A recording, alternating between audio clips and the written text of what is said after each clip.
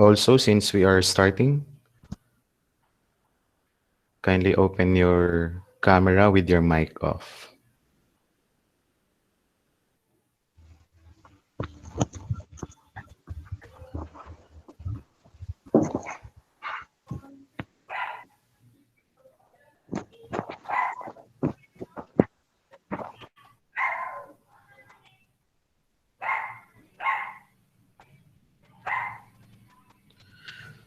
What makes a good interviewer? It's the best way to collect data. All this and more in today's discussion. Let's begin our workshop with a prayer. To my fellow Catholics, in the name of the Father, and of the Son, and of the Holy Spirit. Amen.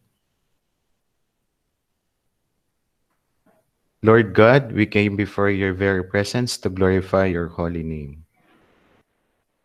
We thank you for all the blessings that you've been showering upon us, the good health, the wealth, the life, and the opportunities. Today, another venue to learn has been laid before our very eyes. Dear Lord, empty our cups and allow us to embrace new ideas. Fill our minds with eagerness to further our knowledge and become your humble servants.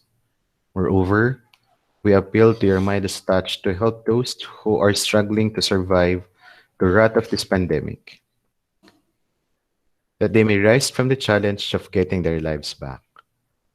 Bless each and every one of us, so with our families, to be away from any harm and make us a blessing to others. Finally, guide our resource speaker as he shares with us his experience and wisdom. All these things we pray in Jesus' name, Holy Spirit. Amen.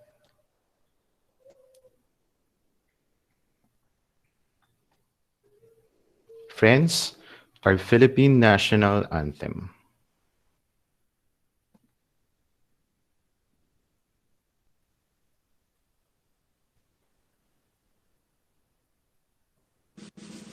Mga kababayan, ang pambansang awit ng Pilipinas.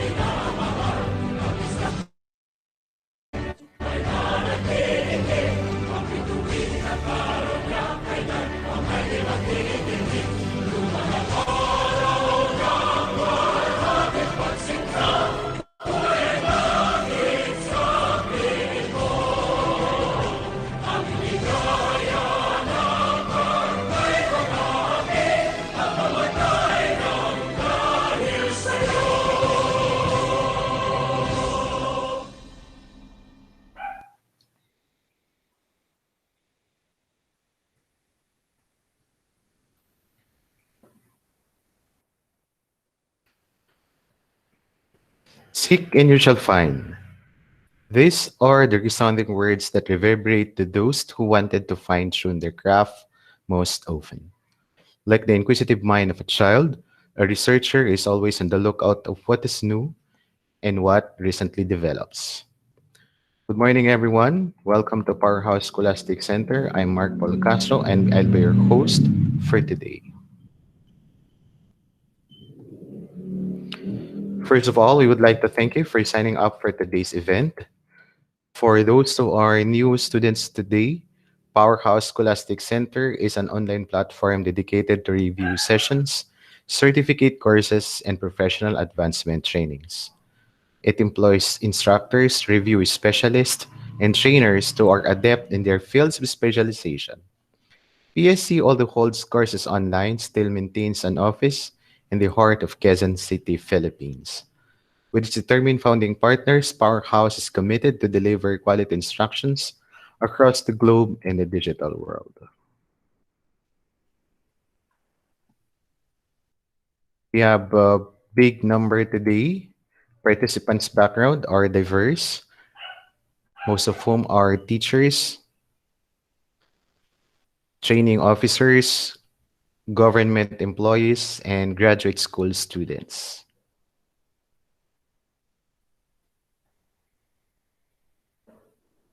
Also, attendees today came from Metro Manila, Luzon, Visayas, and Mindanao, and we would like to welcome back our students from straight from Cambodia. They were actually present during the quantitative research writing workshop last week, and I think they're back today. So welcome back. And also to our regular students or attendees like uh, Ma'am Emily, I think. Sir Irvin is also back. Ma'am April. Uh, Sir Ramon Macaraeg. Sir Hancock is here. Ma'am Yasmin has been attending our workshop on a weekly basis. Uh, who else? Sir JP. I think Sir JP was present last week also. And Ma'am Ruth. Ma'am Ruth was also present last week or even before that. So those who have been attending our workshops on weekly basis, thank you. This is actually the second entry of our research writing series. Next week would be the last entry of the series, which is action research writing. For those who were able to complete a research proposal, qualitative, quantitative, and action research next week, we'll be giving you a special certificate that contains a specified number of hours in accumulation. But don't you worry because in May, we'll be back for the another cycle. We'll begin with research proposal again, but this time we will be including the parts of a research. So one session for research proposal, and then the most dreadful chapter one, and then RRL, and then back-to-back quantitative and qualitative. And that will be summed up with writing research article, if you would like to publish your research work in the different journal across the globe. So we'll do that starting in May. Also, I made mention a while ago that Powerhouse Scholastic Center is also dedicated to review sessions. Starting in May, we'll be launching two review sessions. First one is chemistry. So those if you knew somebody else who is actually undergoing NMAT, they can attend a packet review on organic and analytical chemistry. And also, if you knew somebody else who is an English teacher or a budding English teacher, in May, we will be offering a short course on school paper advisorship. Because I was once a school paper advisor, I handled for 4 consecutive years the school paper English of the Philippine Science High School main campus, Diliman, Quezon City. So I will be with my fellow school papers advisors in Quezon City. We will be offering a review session or a short course in school paper advisorship. So I will be training young English teachers on how to train also their campus writers on how to write editorial, news, feature, sports news, layouting, radio broadcast, and copy reading and headline writing. So all those and more in me. Please wait for further announcement. Again, should you know somebody else who is an English teacher or a Filipino teacher, because campus journalism uses two languages, Filipino and English. And we're happy that I think press conference are still being held even online. Ma'am Yasmin, yeah, nice to see you again. So spread the good word. To continue, part of PS's vision is to hold professional advancement training sessions that serve as venue for interaction among leaders, students, and practitioners of different fields. Today, we'll give you a slice of that by research series, Qualitative Research Writing.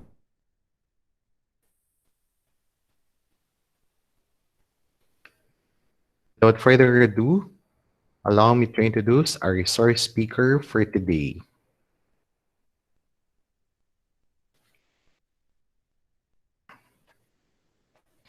Our resource speaker is a well-decorated, internationally acclaimed researcher whose works have been published here and abroad.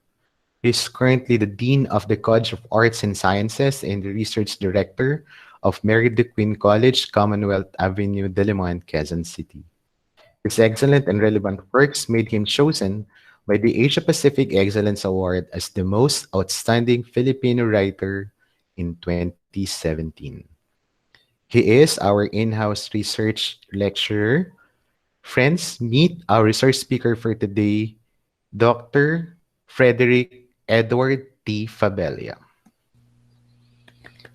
Hi, good morning, everyone. Thank you, Sir Mark, for the introduction again. And it's nice to see a lot of familiar faces here.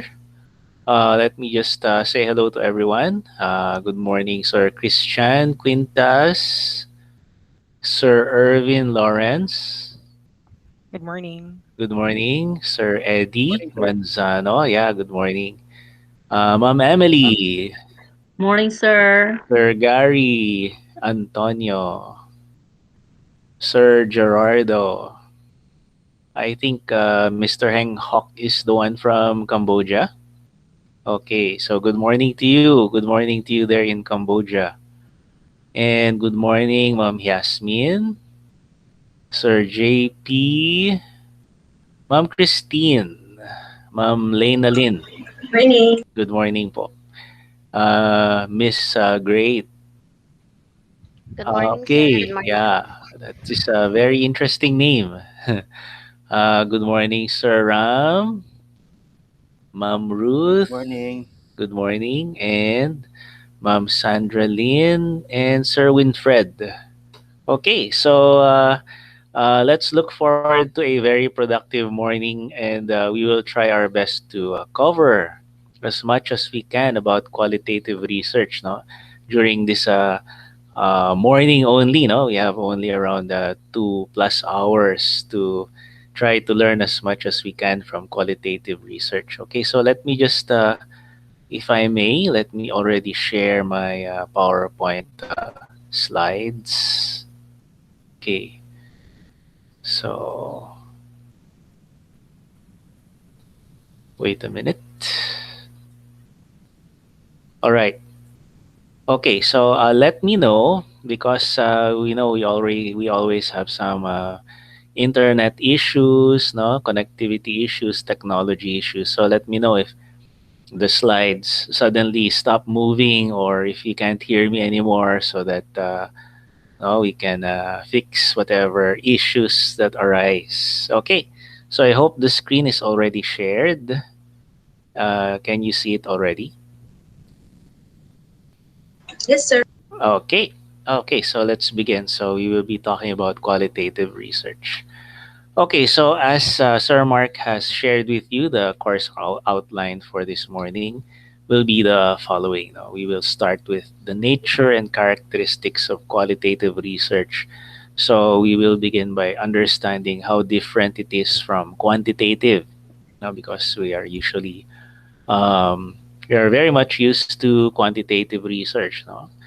And we will also go through the different qualitative research designs. Now, there are numerous designs, so we will try to discuss only the major ones, the ones that are commonly used, okay?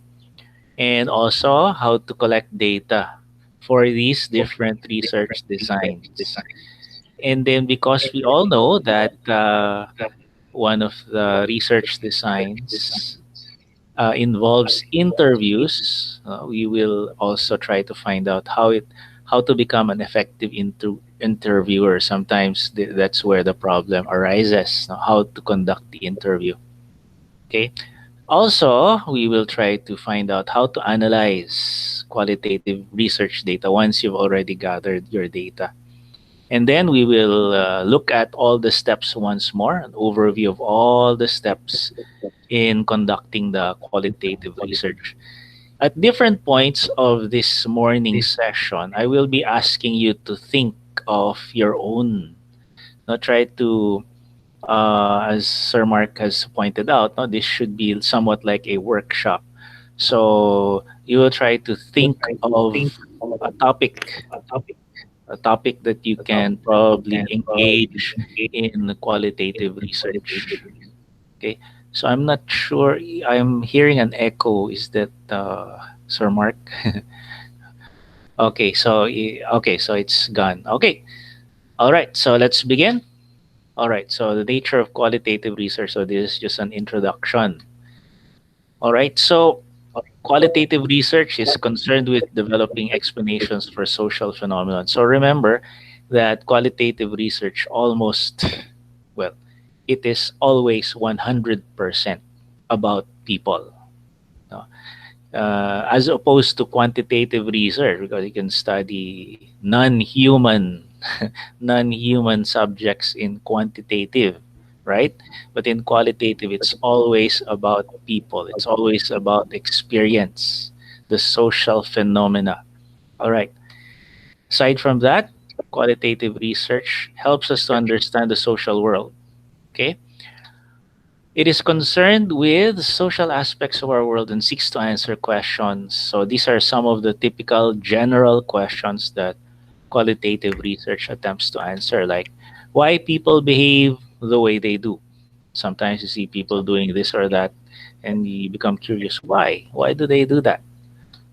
Or something cognitive, like ideas, opinions, attitudes that people form. Okay. Also, how certain events affect people. Like, for example, what's happening to us right now. If you are curious about what that, how that is affecting us, that can be an object or a topic for research. No? All right. Okay. So another example: how and why cultures practices have developed in the way they have. Okay, so these are just some of the things that you can explore. So just to give you an idea.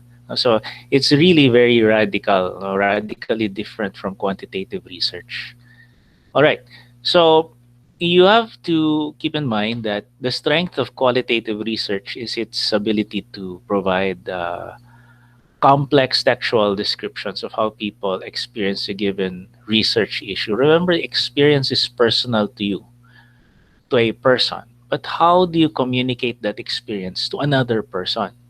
That becomes the challenge of qualitative research, because that's how you explore the phenomena of experience of a particular person. Okay, so again, as I've mentioned earlier, qualitative research talks about the human side of an issue, human experience, and it involves practically the totality of human existence. You can study anything. Okay, all right, and it is effective in identifying intangible factors, things that you cannot really see or measure directly, but you can try to extract from the person, from the people that you are studying. No? Okay. So, all right. So one characteristic of qualitative research is that it is inductive.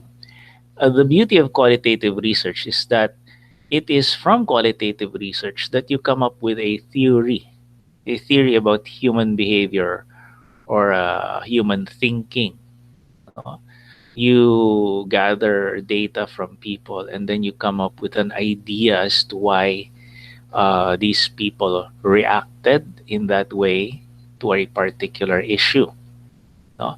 So uh, it's somewhat like it's a reverse, or it's the yeah, it's the reverse of quantitative, where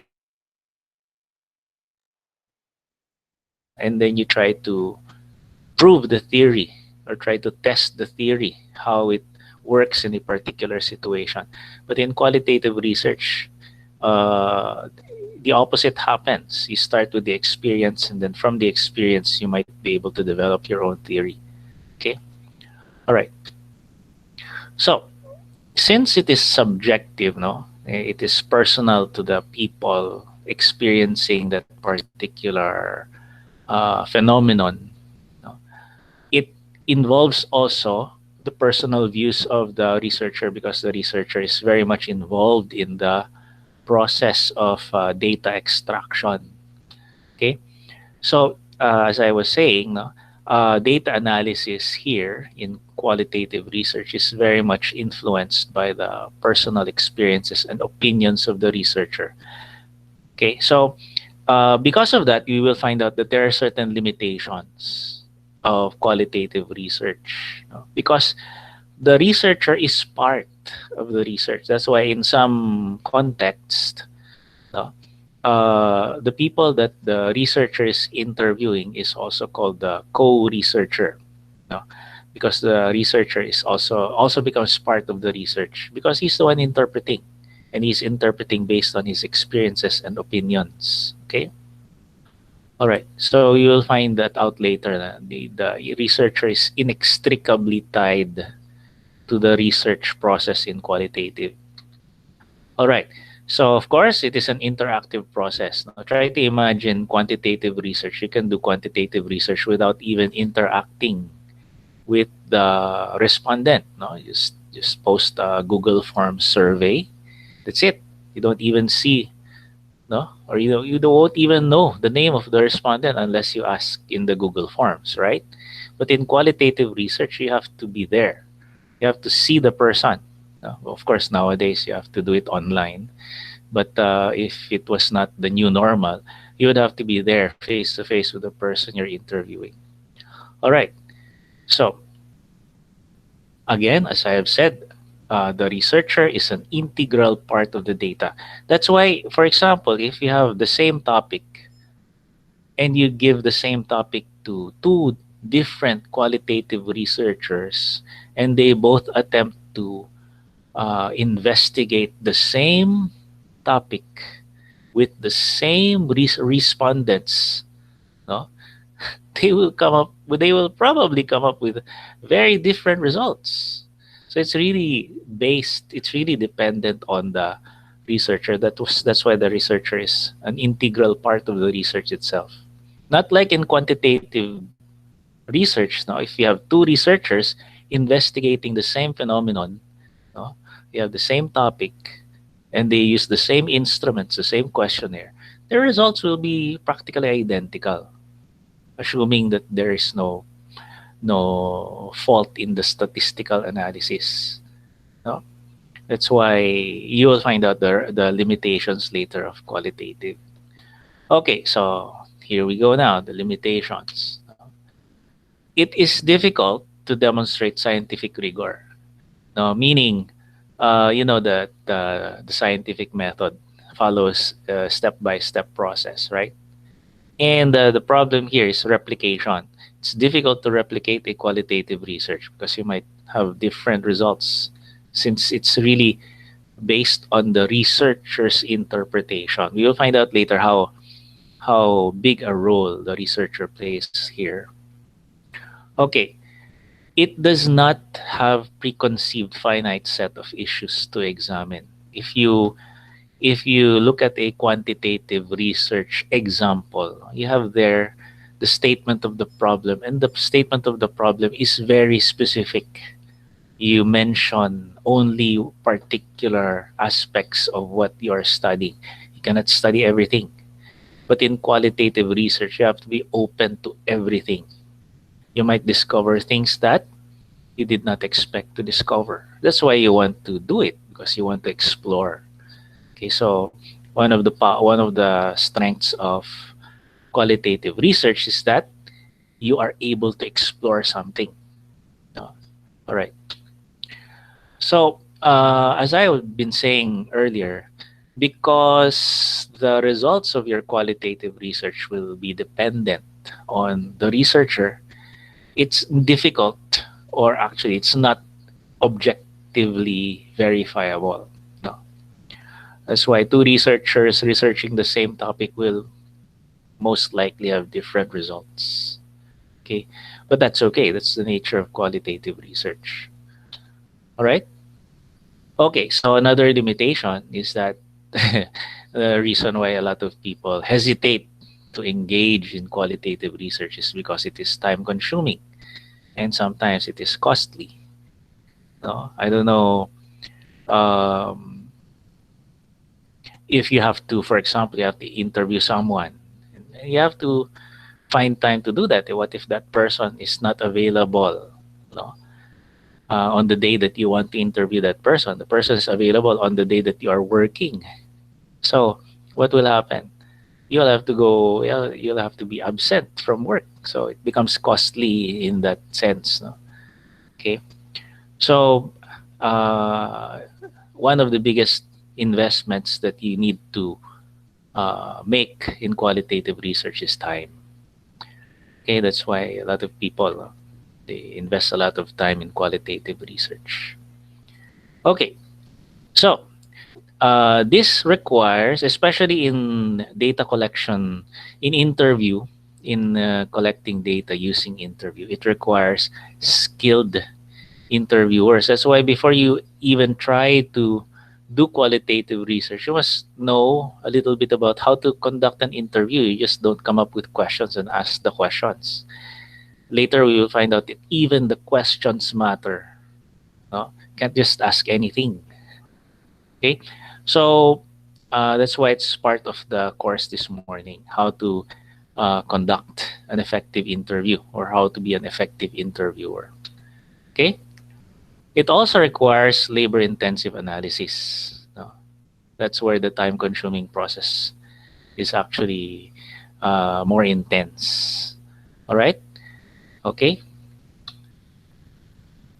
Okay, so because it varies, as I've been saying earlier, it varies from researcher to researcher. There is no way you can standardize. There's no way you can standardize the process of qualitative research between two different researchers. They will not agree on how to conduct it and how to interpret it. Okay, so those are the limitations. No? Okay, context is important, no? And that's why, as we have been saying, it cannot be replicated, no? And you cannot make generalizations to a larger population. If you are interviewing a set number of people or you're gathering data from a set number of people, your generalization can only be about that group and no one else. No? And that's one of the limitations. Okay, not like in quantitative where you get a random sample. No, I'm assuming that your sampling technique is correct. No, you follow the Slovene formula and etc. No, you can generalize to the population, but here you cannot. You can never generalize in qualitative. Okay, all right. As we have mentioned earlier, no, we cannot generalize. And we have also mentioned that you cannot objectively verify the results. You just have to trust the process of the qualitative researcher and how he did it. That's why sometimes it's more difficult to defend. No, if you're doing an academic paper and you used qualitative research, it's more difficult to defend your research. No? That's why, yeah, when I when I'm a panelist, no, in qualitative research, that's one of the pitfalls of the of the person defending. No, no, did you do your interview correctly? Are your questions? No, did you ask the right questions? Did you do the right interpretation or coding of your interview of your data? No, and there's so many pitfalls where you might make a mistake. That's why you have to be very careful, very careful. Not like in quantitative. No, sometimes you just want to make it easier for you. Just get a statistician, no, or you just use software SPSS, and that's it. Voila, you already have your research. Just gather your data as long as your instrument is valid and reliable. It's standardized. No problem. Okay, so these are the differences now between qualitative and quantitative. Okay, so let's now proceed to the process. So we will go through this step by step. Since you have learned that qualitative research is about the human experience, the human way of thinking, no? Human feeling, no? We will begin this way. So this is a flow chart that I made, no? So we will start with the first step, and I will ask you to think. I will ask you to imagine.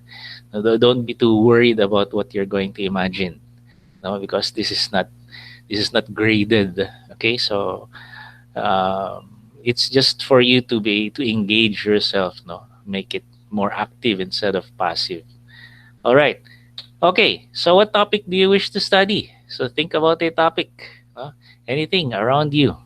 Maybe it's in your workplace, in the school that you are teaching in your neighborhood, no, in your community, no, somewhere here. I don't know where you are. Maybe you're in CR or in a province, no, or like one of our participants here, he is in Cambodia. Now, what do you see around you that you want to study, to explore, to find out? So think about that, so that we can engage. No? Think about possible topics which can be studied qualitatively. So again, uh, those are guide questions. Oh, why people behave the way they do, how opinions and attitudes are formed, how people are affected by the events that go on around them.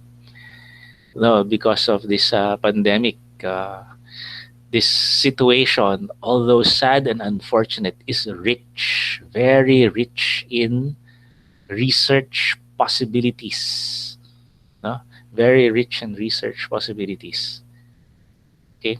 So my thesis advisees in graduate school, no, they're all researching how different professionals are adjusting to this pandemic. No, teachers, guidance counselors, administrators, and so on. How are they adjusting to this? And my thesis advisees who are doing qualitative research are trying to finish finish their research in that way. Okay, so have you thought of a topic?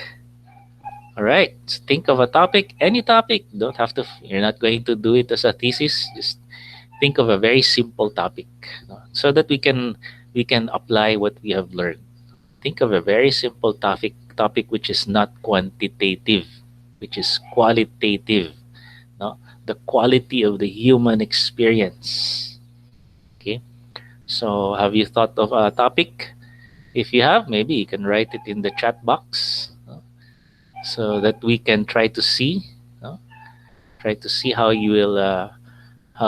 we will progress using the topic that you have chosen. If you don't want to write it in the chat box, you can just write it on paper so that you can think about it more later. Because if you look at the flow chart that I have here, the boxes, a lot of them are still empty. So we are just in the first box, okay? So that we can apply what we have already learned. What topic do you wish to study? It's not does not even have to be a masteral level topic now, or a college level topic. Just a very simple topic. Anything, no? Okay. So all right. So if you have thought of a topic, no, keep that in mind. Write it down so that you don't forget it. No? Something you're curious about. It always starts with curiosity. No, don't think of it as something that you will present in your defense. Just think of any topic, because if it's difficult, no, if you're thinking, oh, it has to be something that I have to defend in the thesis, in the before a panel. No, no, no. Just a simple topic, because we want to see. We want to see, how what makes you curious. All right. Okay. So moving forward. All right. So we will now attempt to discuss the five major qualitative research designs. We cannot discuss all of them because there are too many. No, and we have limited time. So we will try, even though this is a short morning course, we will try to make it rich. No, Because if we try to cover everything, you will know very little about too many things. Try to know a lot about a few things rather than know a little about many things. All right? Okay. So let's look at the five qualitative researches. The major ones, no? Okay. You have the narrative research. All right. I don't know if you've encountered that before. Okay. So another one is phenomenology. Maybe that's more familiar to you. Okay. And then we have ethnography. Right. Okay. And also the case study. All right. And the grounded theory. Okay. So we will be focusing on these five. No. So maybe one of them interests you. No? Which one do you think is sounds? Oh, that's interesting. I'm going to maybe I'll do that. No, that research design is very interesting. Okay, so let's try to find out what's the difference between all these five. All right, so let's start with the narrative research. No, from the word itself, narrative. No, you narrate. What are you going to narrate? Okay, so you use narrative research when you want to understand how research participants construct a story. How do you tell your story? No? Because the way you tell your story is indicative of how that experience impacted you, right? People might experience the same experience, but they will have different stories to tell, right? Like you're attending this qualitative research session right now, but you won't have you won't have identical stories to tell about it. No, what aspect of this experience made an impact on you, and how will you tell that story? So that's narrative research. No, all right. So there is a dual layer of interpretation. Okay, what's the dual layer? First, how the research participant interprets their own experience or their own lives. And then the second layer of the interpretation is how the researcher will interpret your interpretation. So imagine that, huh? You have to interpret the interpretation of the person. Okay. That's why in qualitative research it's really impossible to come up with an objective measure of experience. No amount of quantitative research can even approach no the qualitative research. No, you can use all sorts of standardized tests, but it will never fully capture the qualitative experience of the person. No? That's very personal to him. Okay, so personal narratives can come in a variety of forms. No? What story do you want to hear from your participant? Do you want a story about a topic? No? A specific moment in time in that person's life? No? All right? So it does not encompass the entirety of the person's life. Like, for example, how would you describe your experiences in high school? Okay? So that's topical. No? All right. Yeah. Okay. So another one. So here, the example is a research participant answer to a single interview question. So the question that I gave you already is that one. All right. So personal narrative is different, naman. No? It is a long interview. No, extended account of someone's life. So if you've read biographies, no, have you read a biography? A biography is what the author writes about a particular person. Uh, Autobiography is the one you write about yourself. Biography is the one you write about another person. So biographies can sometimes be based on personal narrative because you're interviewed. That's why you have to interview over and over and over and over. For example, you want to write a biography about a former president of this country. No, you cannot just capture everything in one interview. So it's a series of long interviews. Okay, so in-depth interview extended over a long period of time. All right, entire life story. So this different, no? The earlier example I gave was being president of a country. That's not the entire life of the person. That's just being president. No, but here, if you want to really get the life story of the person, this is very time consuming. Okay, even documents you have to take into consideration, also observations. So yeah, that's how difficult that will be. No, yeah, like for example, a historian, no, biography of everything about a particular person.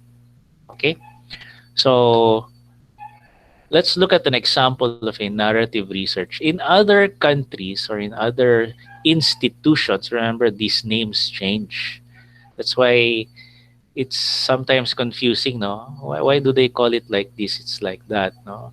Textbooks will also name different something differently. No, that's why when you use a textbook, all of you have to use the same textbook. Otherwise, you will be confused about names.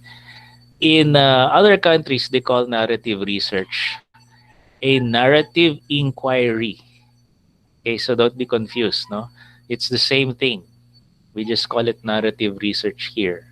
So a narrative inquiry. So it's easier to understand a particular research by looking at an example. So this is my tip to you. This is my tip to you. No? If you want to do a particular research design, look on the web, since the web contains nearly everything anyway. Look for an example of that particular kind of research design. No? Read it and try to dissect it. Try to dissect it. Try to see, so this is how it's done. So these are the parts. No? Okay, so try to get the complete text of the research, because sometimes you will just find the journal version. The journal version is the shortened. The journal version is the summary. Okay, so if you really want to understand how a particular research was done using a particular research design, no, try to get the full text of a particular research. Now, like this one, a narrative inquiry of teachers' perceptions regarding their professional development experiences. So the researcher here attempted to interview interview uh, teachers and how they develop themselves professionally. Okay, so usually you can look at chapter 3, how they did it, no, how it was conducted. So you look at chapter 3 methodology and you'll find out, oh, so this is how that person did this narrative research.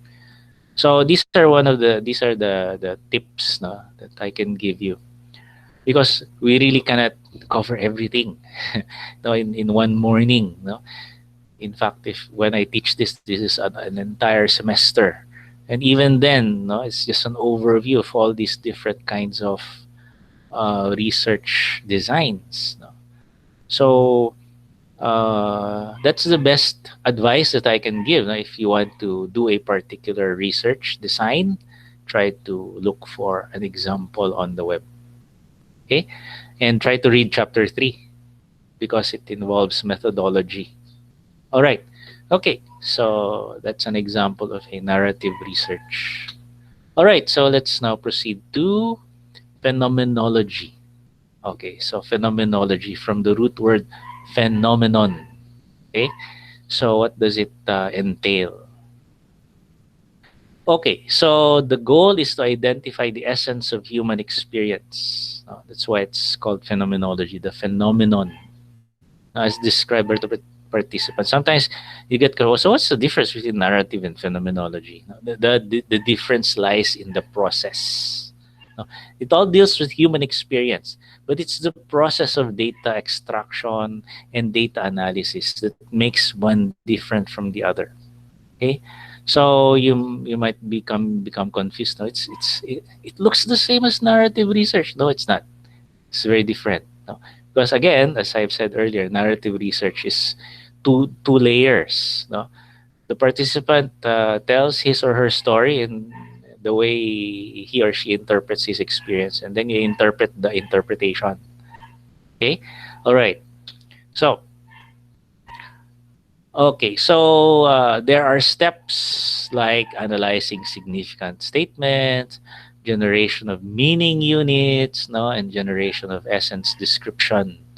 Okay, so we will explore this more deeply in the coming slides. Okay, so one very common, in fact, this is the default method used in, because there are different kinds of phenomenology. Even phenomenology, there are different kinds. No? Okay, the default process is the interpretative phenomenological analysis, or IPA. Okay, so it focuses on how individuals make meaning of their life experiences. Okay, all right. So you analyze personal accounts, and you generate experiential themes. Okay, you've heard that word before, themes. Now, what is a theme? Later we will find out what is a theme. Okay, so IPA draws upon phenomenology, hermeneutics, and ideography. What is hermeneutics? It's the interpretation of the written word. No, ideography is unique experiences. All right. So another approach distinct from IPA is the descriptive phenomenological psychological method by Georgi and Georgi. Okay, so you might have heard the Georgie, no? What is Georgie? So sometimes they just call it Georgie, the Georgie method, because the name is so long. Okay, so it has also different steps, and there are four. So read for a sense of the whole. What does that mean? Okay, so sometimes when you read, what the heck does that mean? Huh? When you're reading, no, you're reading the transcript of the interview, you have to take that particular attitude. So this is very different. Now you're going to change your mindset. I'm reading because I want to see the totality of the human experience here, the entirety. I'm not just reading piecemeal. So that's the distinction. No, you read for a sense of the whole. Okay, all right. Okay, so when you when you look at what you're reading already, you're trying to find the big picture. That's what it means, no? And then after you read it, you establish meaning units. Now later we will have a demonstration of how this is done.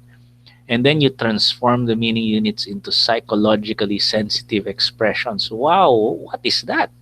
Now later we will find out what that is. And then the determination of the structure. Okay, so we will be focusing on this. So at least you will know at least one phenomenological approach, no? Which is Georgie. All right. So the most common methods of data collection in phenomenology are interviews, reading diaries, participant observations. Something you observe the person. No? Use of reflective diaries. What is that? It's the diary of the researcher. The researcher writes a diary, no, about what? About how he or she interpreted the interview that he or she conducted, no, with the participant, with the research participant. Okay, so that's how it's done. Okay, all right.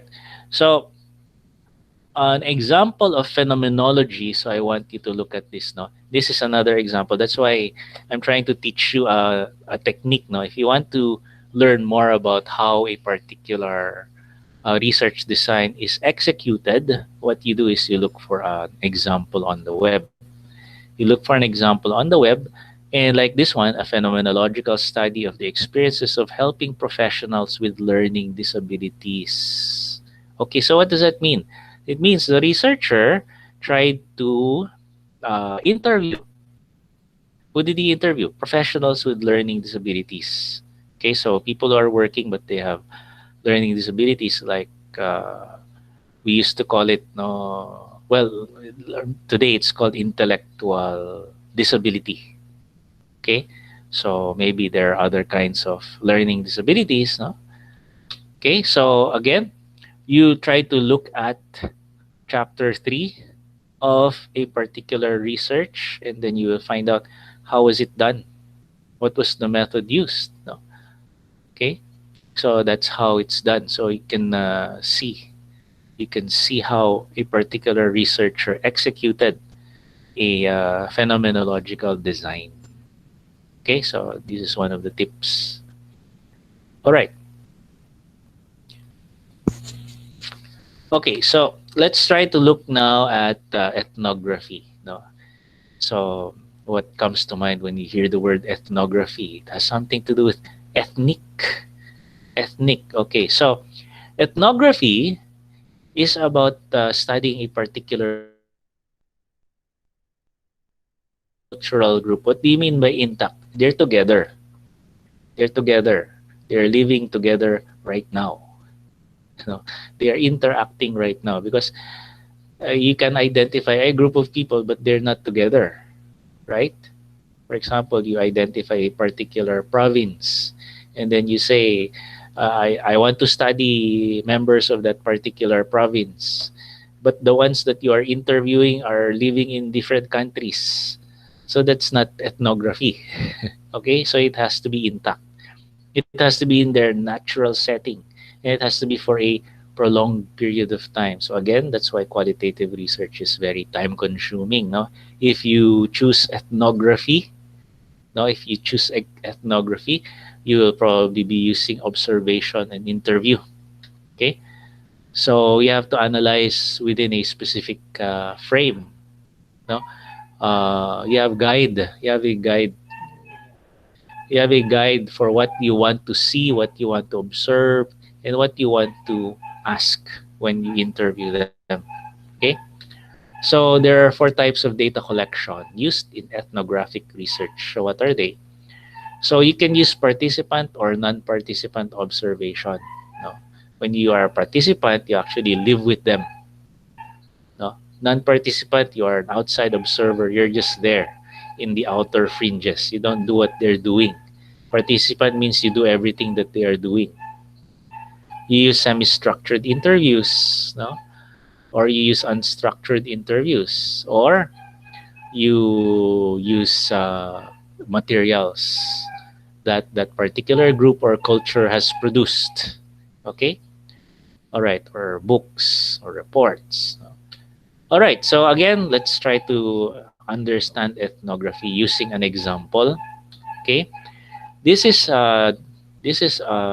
ethnographic research attempting to explore drinking youth cultures. We all know that you learn vices during teenage stage, right? We learn all these vices, and sometimes young people don't outgrow these vices. No, they keep on engaging in them. So you want to find out, no, what makes them engage in this particular behavior, what draws them together, what are their commonalities, no? So the researchers attempted to do that, no, by observing the participants. Okay, so again, if you want to find out more about ethnography and how it's done, you look for a research.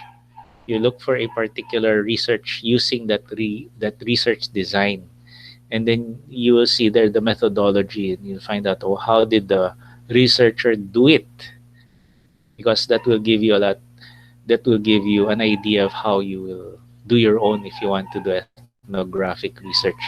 But of course, it is actually very rare. Very rare for me to see a researcher, an academic researcher, doing an ethnographic research. No? I think I've seen one before in one student, in one masteral student. No, he tried to study the dumagats. You know the dumagats, right? No, that's ethnography. No, he tried to study the dumagats. That's why it took him, I don't know, more than a year before he could have his defense. No, because he had to interact, he had to interview, he had to observe.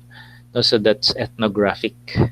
No, the dumagats, and how he wanted to find out how the modern society around them is changing them. Is the pace of modern advancement affecting them already, the dumagats? No? Okay, all right. So that's an example also. Now let's go to case study. Again, this is one of the more familiar types of research design. Okay, so you attempt to study a particular, actually case study can be cover so many different topics, no? Program, an event, an activity, process, or just one person or one or more individuals. So there are so many things that you can study in case study. That's why sometimes, so what's the difference between all this? No, maybe the only thing that you see different is ethnography, no? But the others, they look alike. That's why it's so confusing sometimes for the first time student, no, who wants to do qualitative. Which one do I use? Looks all the same. No? Okay. Now, a case study is one that is bound by time and activity. So there is limitation here. It is bound by time. No? So the phenomenon that you're trying to study is limited by a particular time. Uh, okay. So later we will see an example. And also the activity, like for example, the program or event. No? So that's what a case study involves. Okay. So because there is a specific frame, no, the specific setting, you have to also use different kinds of data collection. Okay. So and also data analysis. So the most common techniques used in collecting data for case studies are personal interviews, direct observation, and archival records. So you can choose one, or choose two, or choose all of them. In fact, case study can also be used in quantitative or in mixed method. No? So that's why this is a very flexible research design. It's not just simply qualitative purely.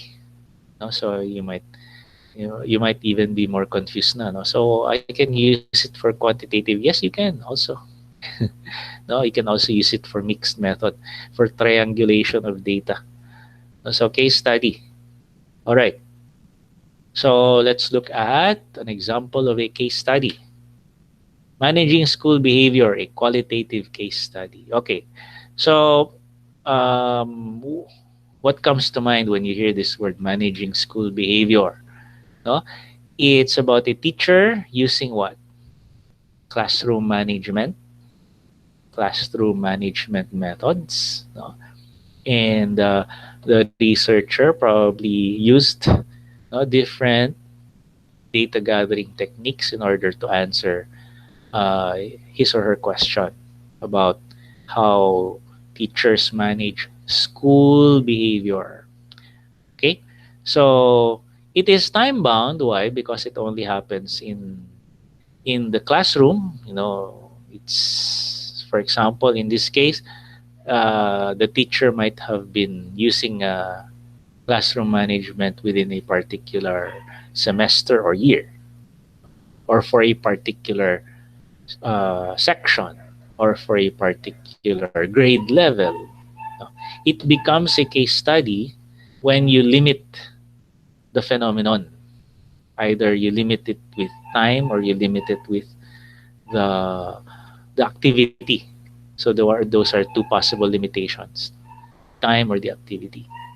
Okay. So you will also hear the word case study in business. So you might be confused. So what's the difference? Case study. That's something that we will not even touch on, because case study in business is a totally different creature. No, it's not academic research anymore. It involves what, um, feasibility case study. Yeah, that's what you hear. Feasibility studies. Okay, so let's now proceed to the grounded theory. Okay, so what is grounded theory? Okay, so you derive a general abstract theory. No, it is grounded in the views of the participants in a study. So, grounded theory. That's why it uses the word theory. No, because it is grounded on what, the experiences of the participants. The goal here really is to come up with your own theory. You are coming up with your own theory. So grounded theory is the one phenomenological study which actually has to produce a theory. So if you want to become famous, no, you produce a theory, name it after yourself. You use grounded theory. Okay? Because in the others, you can also still come up with a theory, but this one is the more accepted research design when you're coming up with your own theory. Okay? So this is very complicated this time, no? How is grounded theory done? You use open coding and then actual coding and selective coding. No? So again, to be able to understand this, my tip is we look at an example of grounded theory. No? Okay, but before that, let's find out what are the data collection methods used in grounded theory. Interviewing participants with open-ended questions. No? You can use participant observation, fieldwork, or focus groups. And you can also study artifacts and text. When you say artifacts, it's uh, what that particular person or people produce, no? Whether it's books, no, literature, etc. Okay? So again, to understand grounded theory, let's try to look at an example. No? Here, no? So this is what I found: a grounded theory exploration of the first visit to a cancer clinic. So this person maybe attempted to interview people who visited a cancer clinic for the first time, and how did people feel, no? Why is this something that's worth studying? Because of course, when you face patients who are terminally ill, no, that might have an effect on you, right? You go to a hospital or a clinic where you know that the patients are going to die eventually, no? Because of course there are people who recover, but they are more of the exception rather than the rule. Okay, so again, if you want to find out more about grounded theory, look for research, and then you try to see, so this is how it's done. How was grounded theory done? How did the person come up with his or her own theory using the experiences of the research participants? Okay, so these are the 5 different research designs in qualitative study that we will be we will be studying, or we have focused on today. All right. Okay. So I'm going to pressure you again. You remember you chose a topic, right? So this time, no, you will select your research design. What research design will you use in your topic? No, of course you should have you should have come up with your topic already earlier, no, so that you can go to the second stage, no. Choose your research design in your participants, no. So why is the flow chart like that? Because your research design will depend on your participants, and your participants will depend on your research design. So you have to decide two at two at once. Like for example, you're going to choose ethnography. How can you choose ethnography if you don't know the group that you're going to study? So you choose both of them at once at the same time, right? Okay. So think about that.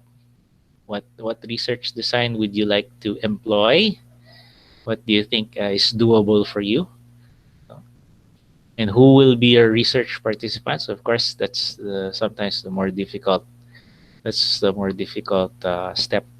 I have a thesis advisee who was trying to look for experiences of COVID survivors, no? Teachers who were COVID survivors. So, of course, it's not easy to find why. Of course, there are many COVID survivors. Now, remember, the 98% of people who get COVID survive it. No? They recover. No? But will people be willing to admit that they had COVID? Sometimes people don't want to admit, and because of medical privacy, no, legally that's a protected information. So my thesis advisee right now is having difficulty looking for COVID survivors. All right, and then I have another thesis advisee who is looking for guidance counselors who are trying to adjust to the new normal. Right? Come to think of it, now how does a guidance counselor deliver his or her services to students when the guidance counselor cannot see the students? How do you do counseling? Do you do counseling online? So that's what inspired my thesis advisee to explore that. How are guidance counselors delivering their services today? Okay, so again, she's also having problems with finding the respondents, no? Because there are not that many guidance counselors. We all know that there is a lack of registered guidance counselors. That's why she's having a hard time. So what I told her is, if you cannot find guidance counselors, she lives in Antipolo. If you cannot find guidance counselors in Antipolo, maybe you have to widen your widen your uh, geographic area. No? So maybe you can cover. Maybe you can look for look for them in the entire province of Rizal. Okay. All right. So that solved her problem. Okay. So have you thought of your research design? Have you thought of your participants already? So keep that in mind. Later, when we have the question and answer, maybe you can also ask about that. Okay, so let's proceed. So we will now go to the major qualitative data collection methods. So of course, earlier the data collection methods were mentioned in the five research designs, no, the five qualitative research designs. Now we will go in depth into these data collection methods. All right, so we have the interview. That's one of the more popular data collection methods, and we've seen this method used in many of the different research designs earlier. You have the qualitative questionnaire, okay? And we also have the focus group discussion. Okay, you saw that. It was mentioned also. You have observation, okay? And you also have document analysis. So these are data collection methods. So I'm trying to distinguish between research design and data collection method because they're not the same. Some people are confused. No, I'm going to use focus group discussion. That's not a research design. That is just your data collection methods. Oh, okay. So I'm going to use interview. No, that's not a research design. That is just your data collection method.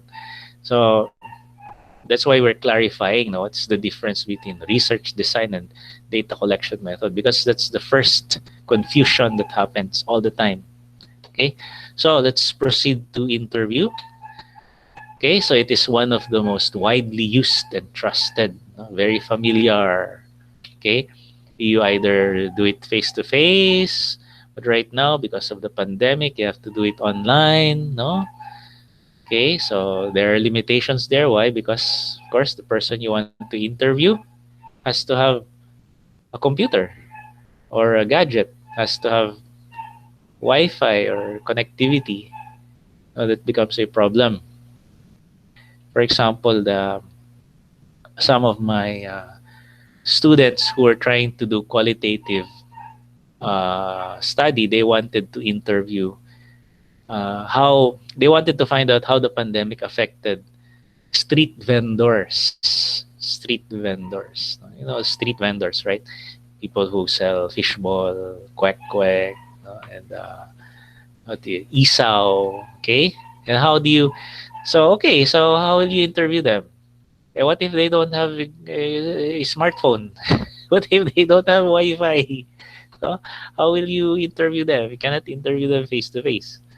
No, you cannot ask them, okay, please, I want to interview you, sir, but please buy a smartphone and can you get Wi-Fi also? So you see the problem there, no? So it's very challenging nowadays. No? How will you do qualitative research? No? If the person you want to interview does not have internet, does not have smartphone or computer. Okay, so you have to change the paradigm here. It can no longer be face to face. All right. So again, you use the interview depending on the research design that you are using. Okay, and then we go to qualitative questionnaires. So what are qualitative questionnaires? They use open-ended questions. What do you mean by open-ended? The research participant can talk about anything, no? In the questionnaire, of course. No, it depends on how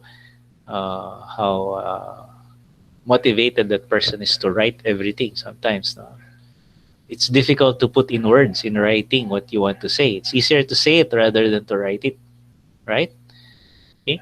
So so the person writes the answers, opinions. No? Of course, it can be tiring if you're writing it by hand using a pen. So maybe it's better to type it. Okay, and then we have the focus group discussion. Okay, so what is the focus group discussion?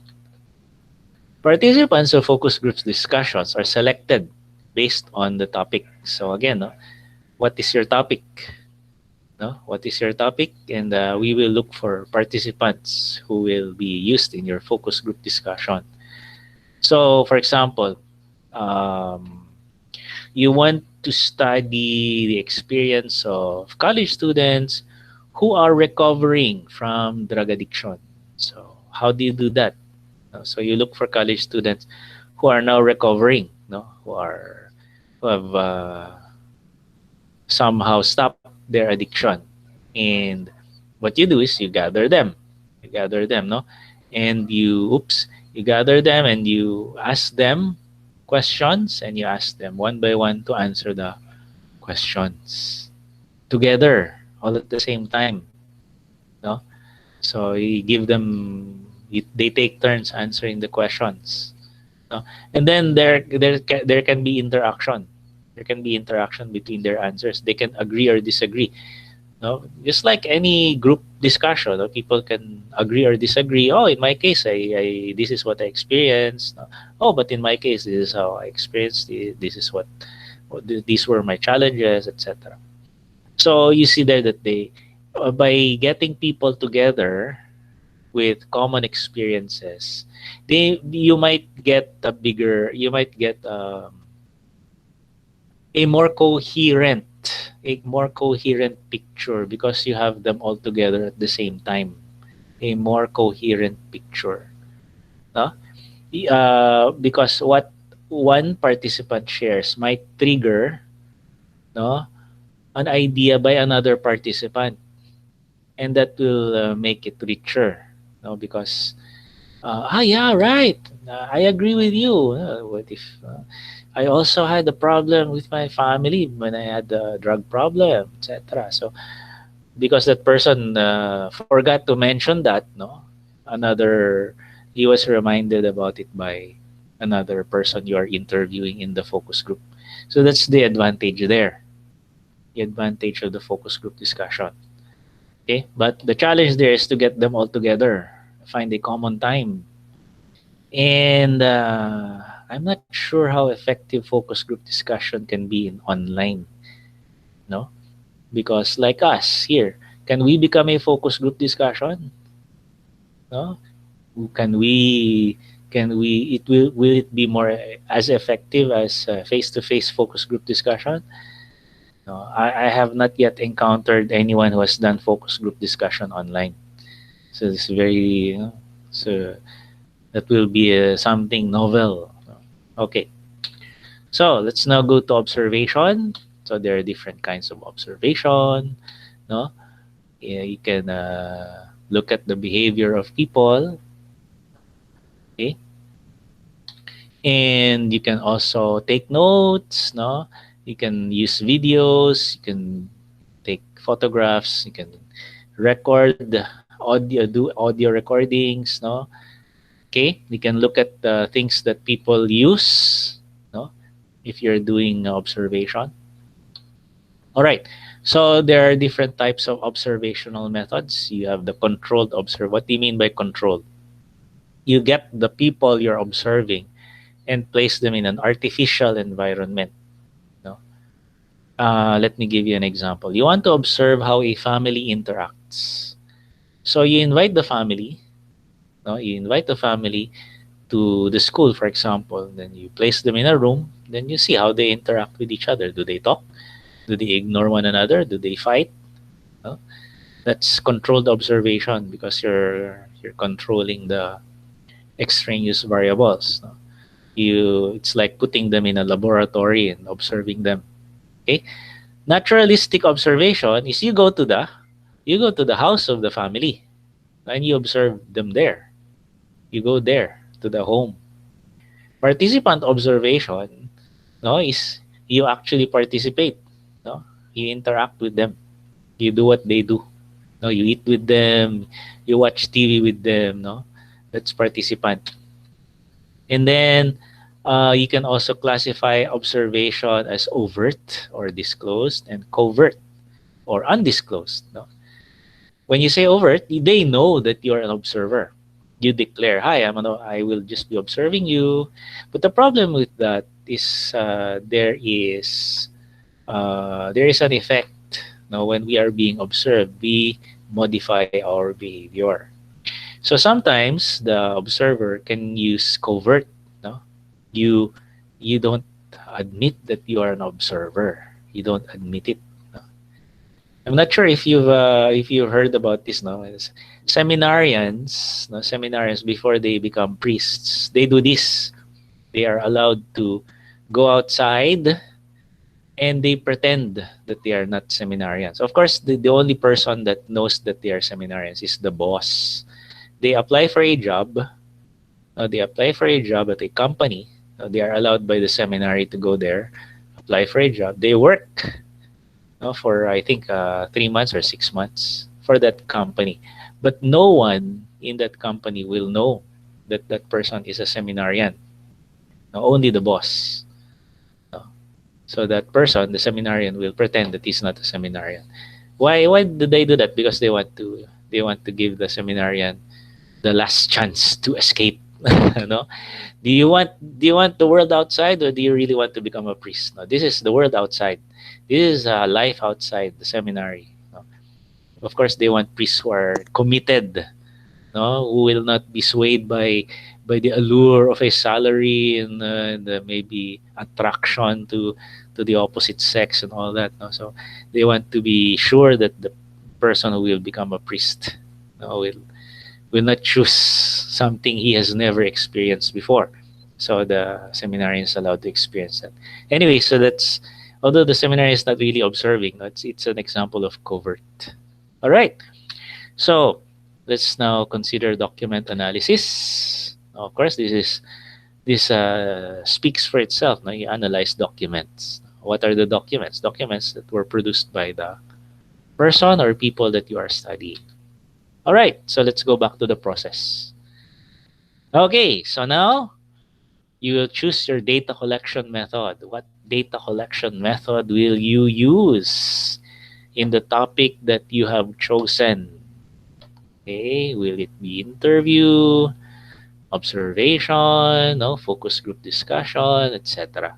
Just so that you can already use what you have learned, no? And you picture how you will do your research using what you have already learned so far. Okay, so as I've said, there are many challenges to qualitative research. That's why if you're going to do that, make sure you are committed. You are committed because I have a thesis advisee who, because she chose qualitative, there is a point now that I think she's thinking about changing changing the research design. She's considering doing quantitative instead. No? If she chose that earlier, she would have graduated, no, a long time ago. Okay, so again, I'm not scaring you, but that's reality. You have to be very committed when you do qualitative. You have to really want to discover the answers. No? That's why in the first webinar that I gave, no, when you choose a topic, make sure you're passionate about the topic. It's something that you really want to discover, something that you really want to investigate, to explore, because your passion has to be in the topic that you want to study. Otherwise, if you're not passionate about it, you will lose interest. You will tell yourself, "What the heck am I doing? Why am I even, no? This is so difficult. No, why am I studying this? I'll just do a replication study." What's a replication study? No, you just do the same study that other people have done. You just change the locale. No, that's what a replication study is. No, but sometimes the panel will not accept that because they know that it's a replication study because they've seen that topic over and over again. That's the risk you run when you do replication. No? I will just sometimes kasi some graduate students will just look for a thesis, no, and in from that particular school that they're studying. No? So what thesis here got a good grade? Oh, this one got a good grade. Oh, very high. I'm going to do the same topic. I'm going to replicate. I'm just going to change the venue. No? And then, but of course, it's the same school, the same panel. Oh, this is a replication. You're doing the same study. No, I've seen this before. No? Okay, so that's the problem. Okay, so have you chosen your data collection method? Okay, so again, keep that in mind so that later you can ask questions. All right. So let us now talk about how to be an effective interviewer. Okay, so as we have mentioned earlier, interview is the most common, the most popular, no, data collection method that is utilized when you do qualitative. And it's probably the least time consuming. Well, actually, the least time consuming is qualitative questionnaire, but sometimes panelists are not really happy with qualitative questionnaires. No? So it will depend on your institution and the panelists that you face when the time comes. Okay, so how to be an effective interviewer? It's not that simple. It's not that simple. So let's try to find out. Okay, so you have to have a purpose and you have to have a format for the interview. So when you have the purpose and the format, you explain that purpose and format to the person that you're interviewing. The purpose of this interview is so and so, and then this is going to be the format. I will be asking you questions, and you will try to answer as completely as possible. And if it's warranted, I will ask follow-up questions. No, okay. So if you don't understand the question, you can ask me to clarify my question. So you will give the format. It depends on you if you have a strict format to follow or not. Okay. So again, uh, if it is the first time that the person is going to be interviewed, no, you have to put that person at ease. No, make the person feel relaxed.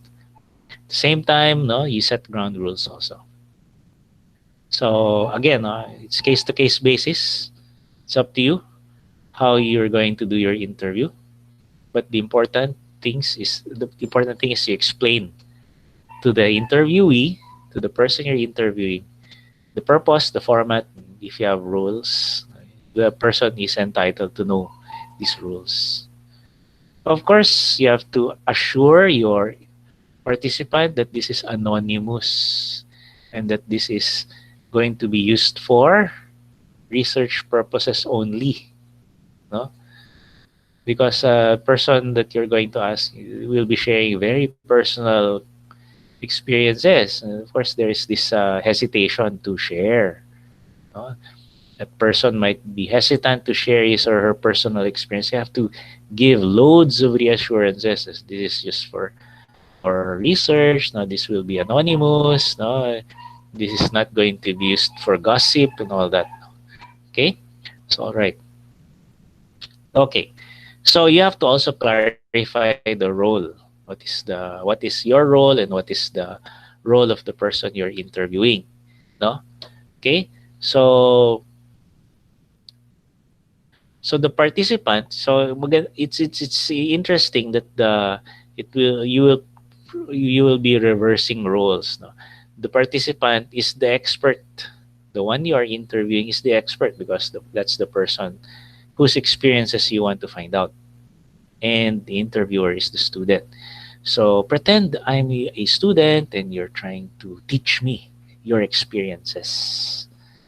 So that might give the interviewee rather, a sense of, oh, my experiences are important, no? And they will be more willing to share. Okay, so that's important. No? You can tell the person you're interviewing that he is the expert. Okay, another. Assure the person that there are no right or wrong answers. Okay, so this is a personal experience, personal opinion, etc. All right. Another, you would like your participants to respond to all questions fully and honestly. So again, try to emphasize this. But at the same time, you want them to only share answers that they are comfortable in sharing. So of course, you don't force the participant, no, to share something that the participant does not even want to share. Okay? All right.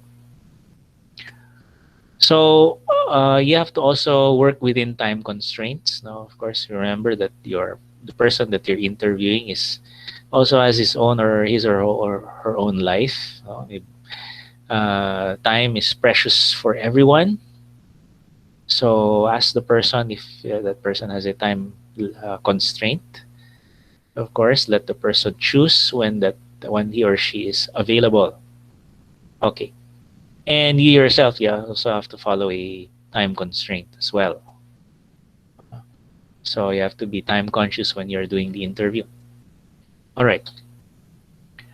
So let the interview proceed naturally. No? If the person wants to talk and talk and talk, that's okay. But you will have to redirect the focus. No? What if the person you're interviewing suddenly asks you questions? What will you do? No? Okay. For example, you just a funny example. What if you're asking the person, "Have you ever been in love, and what does falling in love feel like?" You're asking, and then the person becomes curious. Have you been in love? Are you in love? You have to redirect again. No? How do you handle that? Okay. So that's redirecting the focus. All right. What if during the interview you find inconsistencies in the answers? No? The first answer that the participant says, "I was born in Quezon City," and later, "I was born in Iloilo." So what do you do there? No? You cannot correct. Excuse me, but you said you were born in Quezon City. So how do you do that? You don't correct. Just let the person be. No? Okay. All right. So ask only one question at a time. Don't bombard the person with complicated questions. Have you ever been in love? And if you have, how did it feel? And with whom and when? that's, that's a very complicated question. You don't ask that question. No? But what if the answer is I have not been in love? So that ends that line of questioning already. Okay, so do not pose several questions at the same time. Just pace it, no, one question at a time. Sometimes you will ask follow-up questions based on the answer to a previous question. Okay, verify the response. No, so do not correct. Just like what I mentioned earlier, the example. No, I was born in Quezon City. Now I was born in Iloilo. You mentioned earlier that you were born in Quezon City, but now you said you were born in Iloilo. Oh, did I say that? I misspoke. I meant I grew up in Iloilo. Ah, okay. Sorry. So at least now we have clarified that answer. All right. Okay. So if you did not understand the answer, if there's an inconsistency, you can clarify, but do not correct. Okay. So you could ask the person, could you repeat your what you just said? I didn't quite hear you. If the answer doesn't make sense to you, no? Yeah, the interviewee, the person could rephrase the answer. Okay.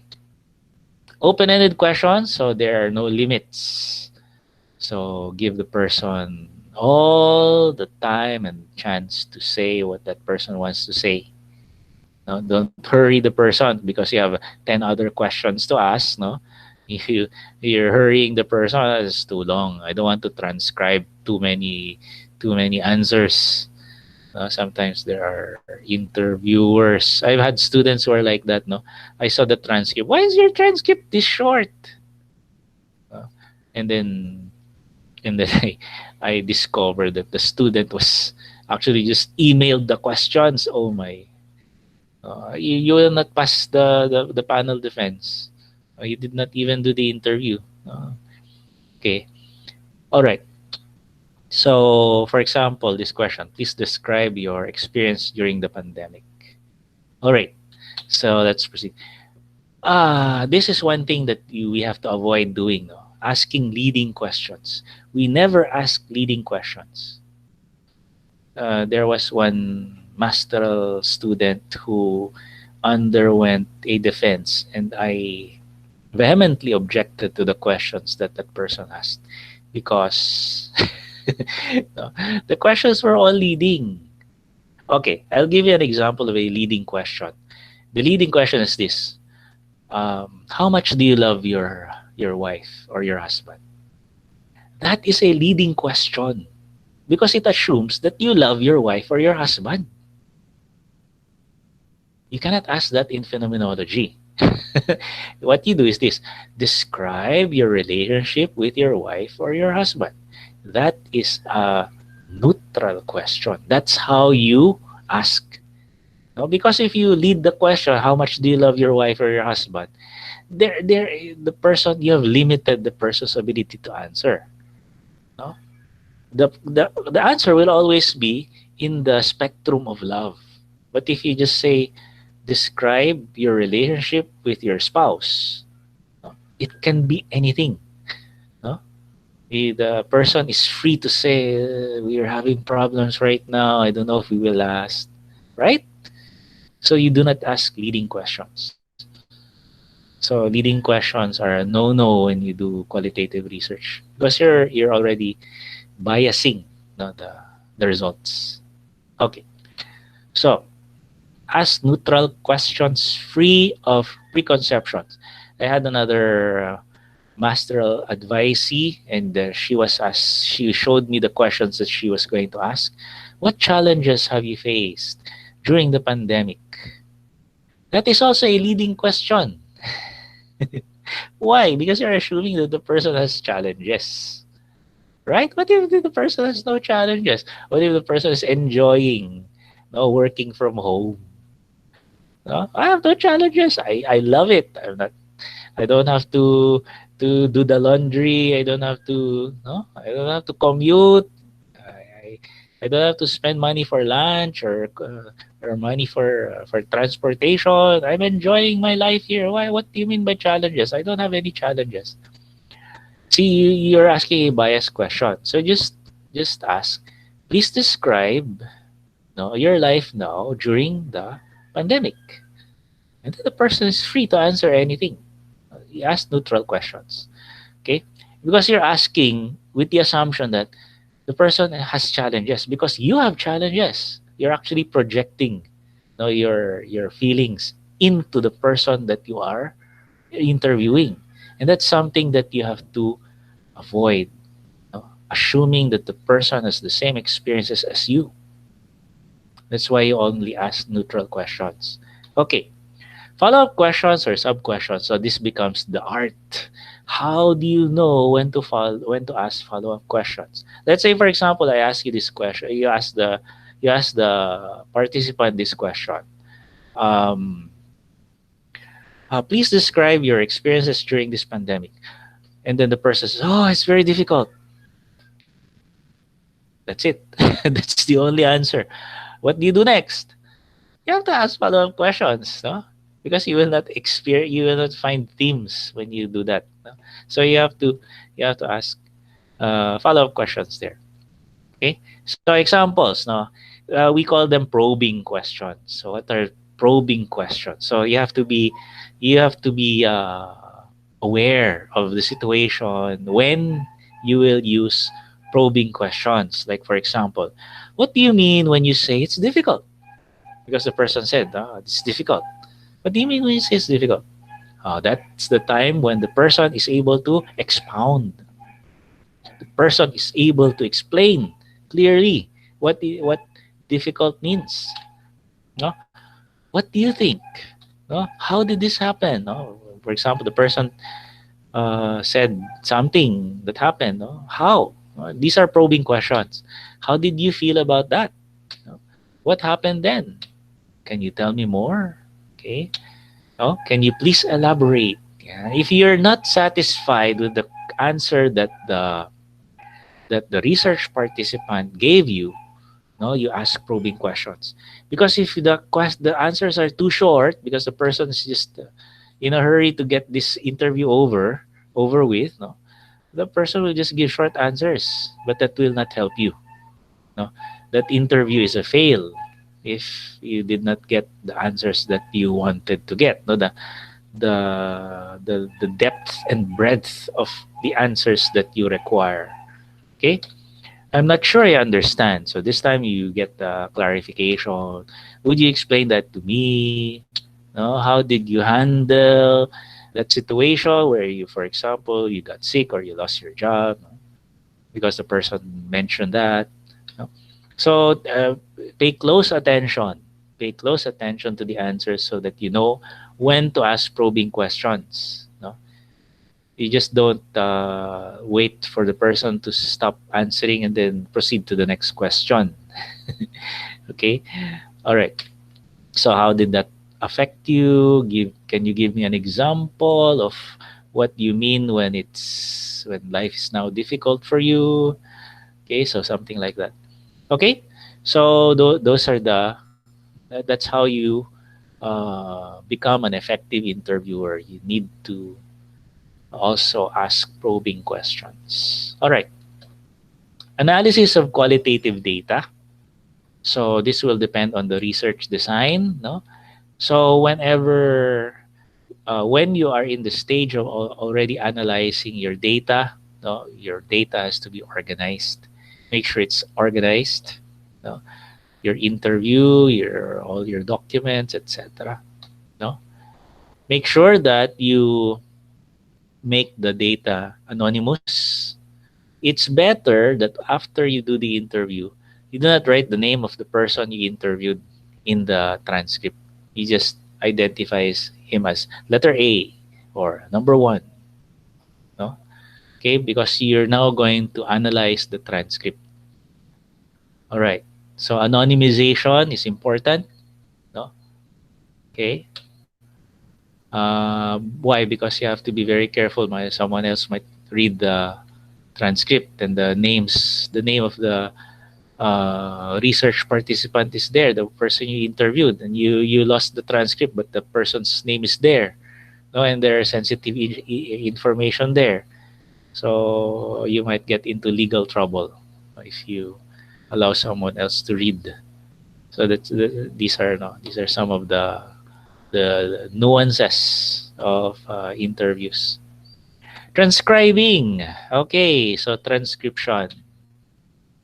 Okay, so you will produce a written version of the interview. So it's always helpful to have a recording, no? Because if you're writing while you are interviewing, no, you have to keep up with the person or what the person is saying, and that's difficult. And you might lose the chance to ask probing questions. So get a full script of the interview. Do not edit it. Do not remove anything. Don't say, oh, this person is redundant. He says the same thing over and over. Don't do that. Maybe the person is repeating what he's saying because he's emphasizing something that might be important later. Okay? All right. So do not edit. Just transcribe verbatim, word for word, even the expressions, etc. Okay? It is time consuming according to this it takes 6 hours to transcribe a 1 hour interview. So imagine that, no, you spend so many hours transcribing, you have not even done analysis yet, you've just transcribed. Okay, so we will discuss constant comparison. This is one of the ways by which you can analyze your qualitative data. What is constant comparison? This is based on Dr. Fabella, yes, sir, Mark. they might want to take a short break. Sure. Yeah. Would Okay. you So like to take a 10-minute break? I know that it's been a rigorous workshop, but I suppose everyone is learning a lot like me. I have to go back so that I can finish my thesis finally. So we'll take a short break po. We'll be back after 10 minutes. We'll see you. You can actually put off your camera and then we'll just open it as we come back later.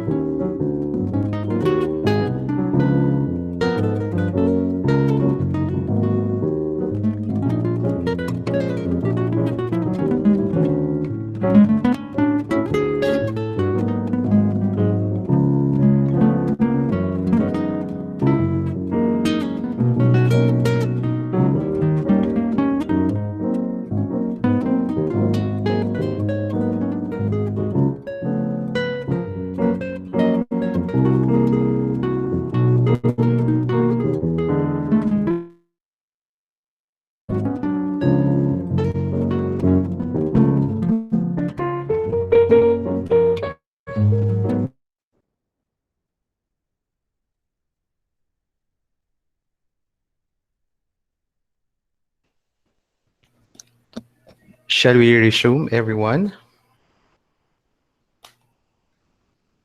And thank you so much. Next time that you'll be attending our workshop, you can actually grab something to munch. Basta pag susubok, patayin nyo lang po yung camera para hindi namin makita. Yan. But if you want to drink something, it's okay po. So once again, we would like to thank everyone who signed up for today's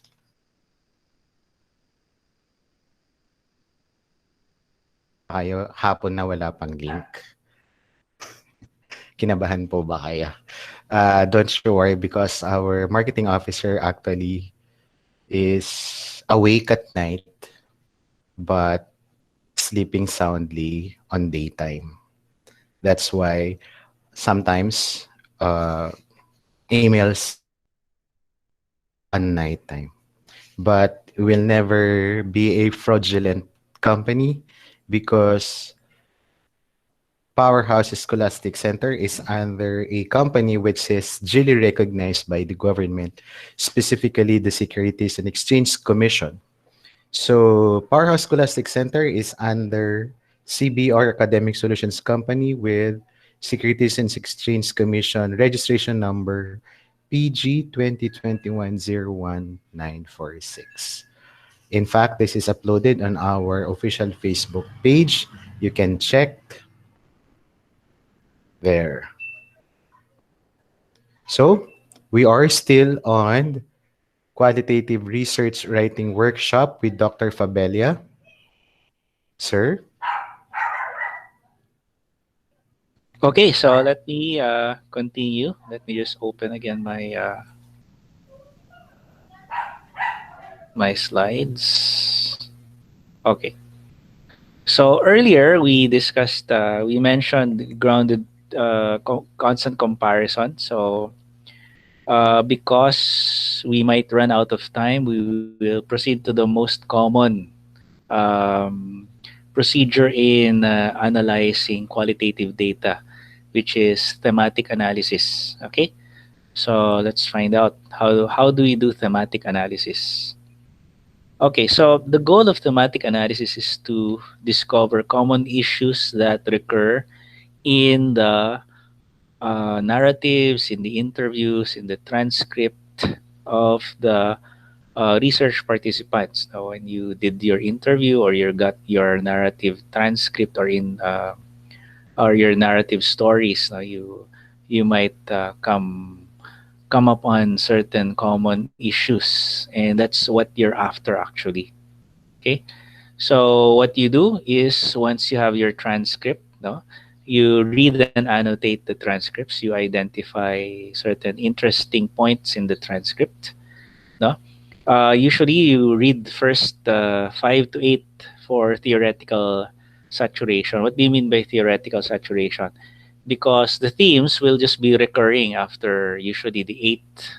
No, so if you interview more than eight, you will discover that the themes that you will see in the other interviews will be the same as the ones that you read in the first eight or the first five. Okay, so that's what theoretical saturation means. Yeah, sometimes um, certain institutions require that you interview from 5 to 8 research participants. All right. So and then you try to identify the recurring issues. You identify them as themes. Okay. So what is going on here? So that's what you're trying to find out. Okay.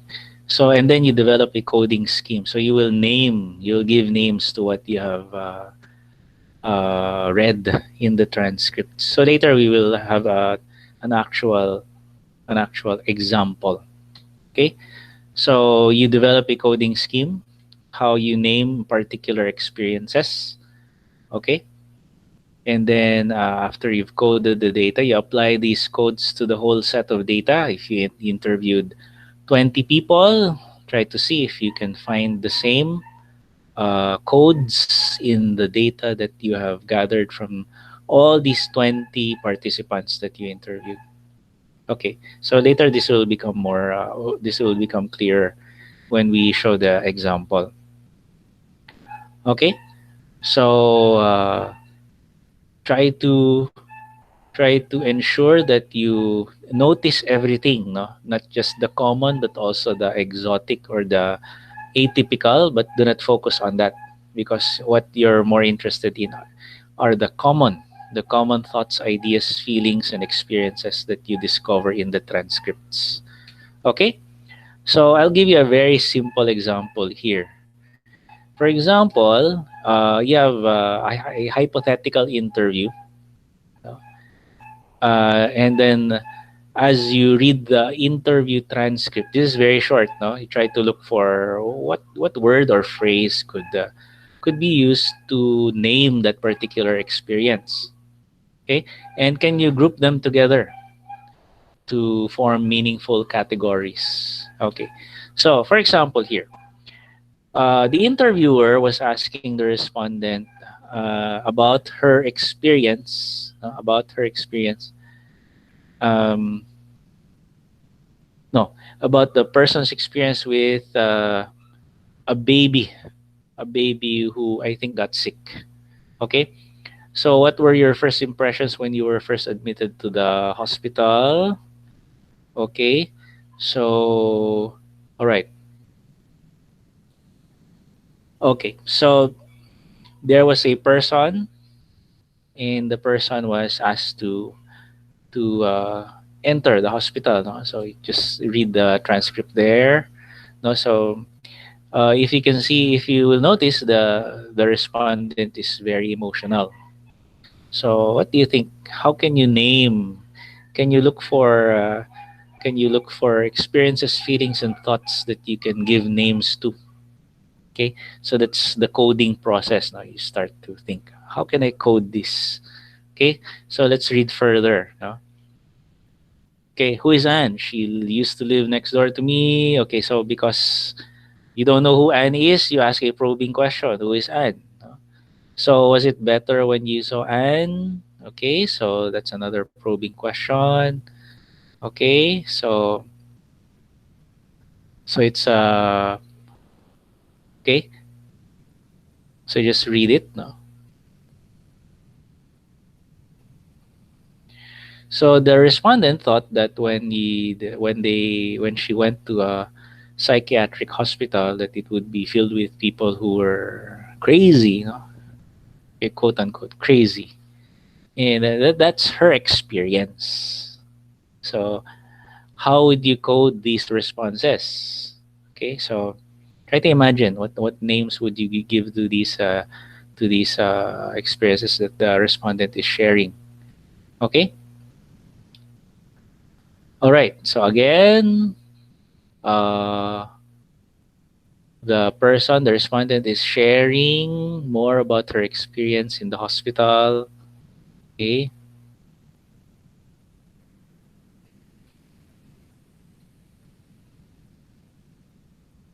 all right. Okay, so just read through it and try to see if you can think of codes for what the respondent is sharing.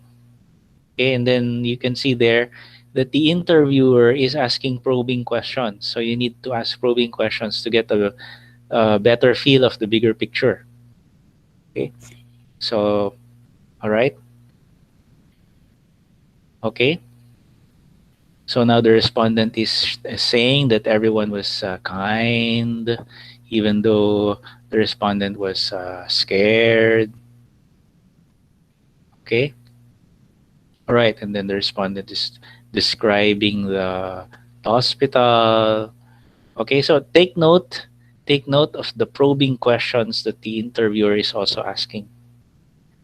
Okay, all right, and how the interviewer clarifies what the respondent is trying to say. Right. Okay. And then, so you identify the themes. So what are the themes? So for this example, the themes that were identified. Okay. All right. So these are the themes. Now, okay. So this is the thematic analysis that was done by the researcher. in this case. Okay. So in developing a coding scheme, you try to,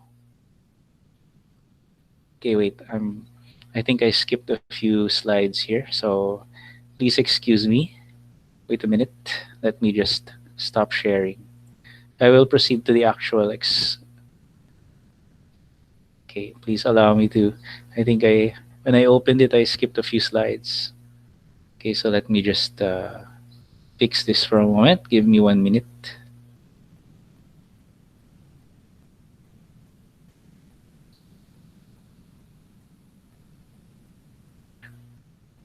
Okay, so I will just proceed to descriptive phenomenological study. So that was the example. I think the one that I gave you was an example of probing questions. Okay, so just to clarify. All right. So let me just share this one.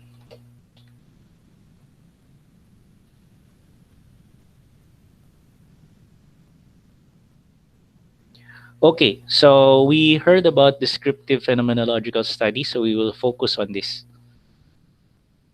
So we will come up with an example of how this is done. Okay, so an example of a phenomenological study, lived experiences of male kindergarten teachers. Now, why would you want to study the experiences of male kindergarten teachers?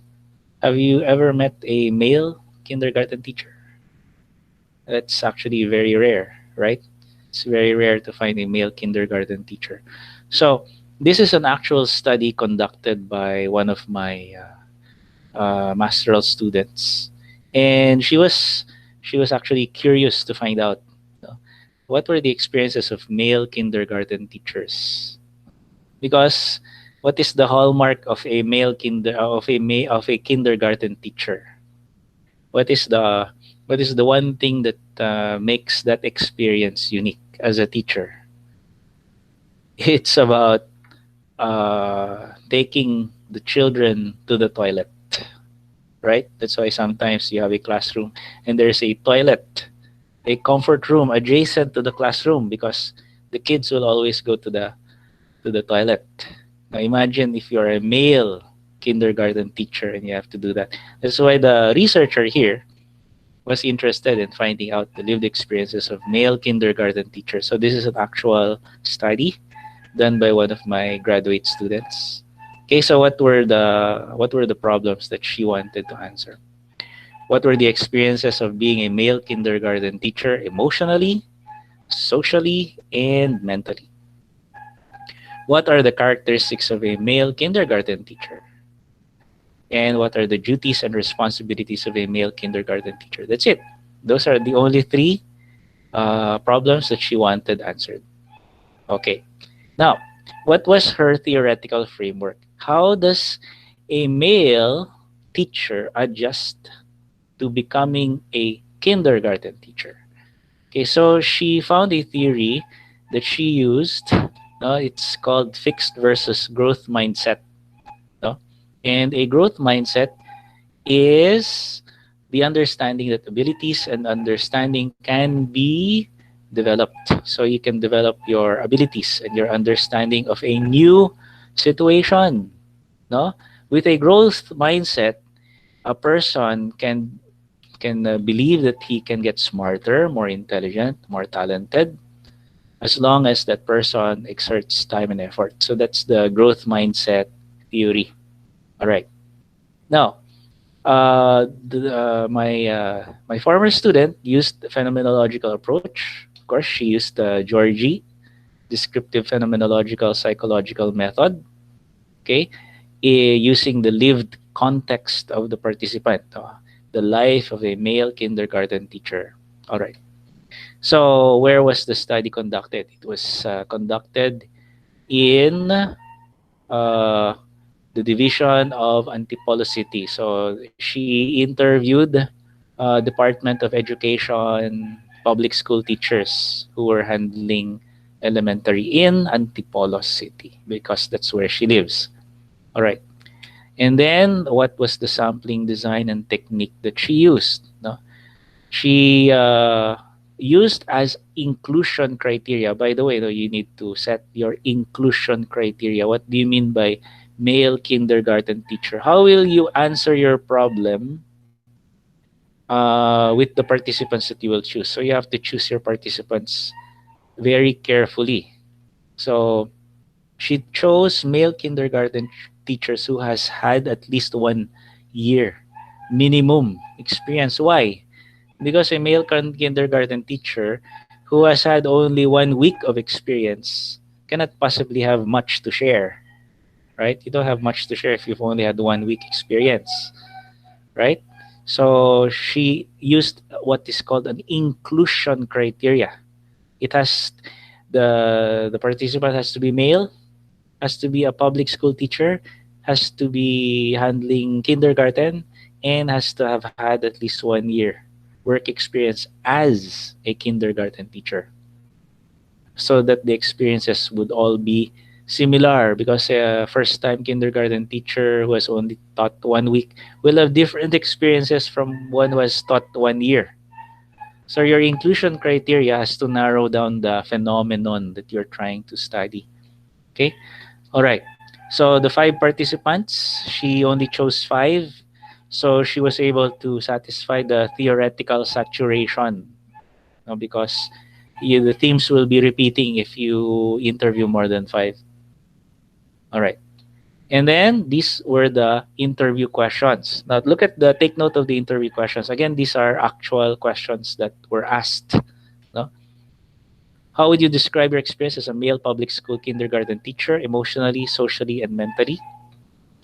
How would you describe your experience with the parents of the kindergarten students? How would you describe your experience with toilet training? How would you describe your experience with proper grooming of the students, of course? How would you describe your experience with a child having tantrums? And how would you describe your overall experience as a male kindergarten teacher? Now, look at all the questions. The questions are all neutral. They're not biased. They're not leading. Okay? There are no assumptions. She lets the participant share anything he wants to share. No, using these questions. Okay. Now, after the interview was transcribed verbatim, the researcher read the transcript multiple times to look for distinct experiences. So multiple times you read it, read it, read it. You don't immediately start coding. You have to read it a number of times.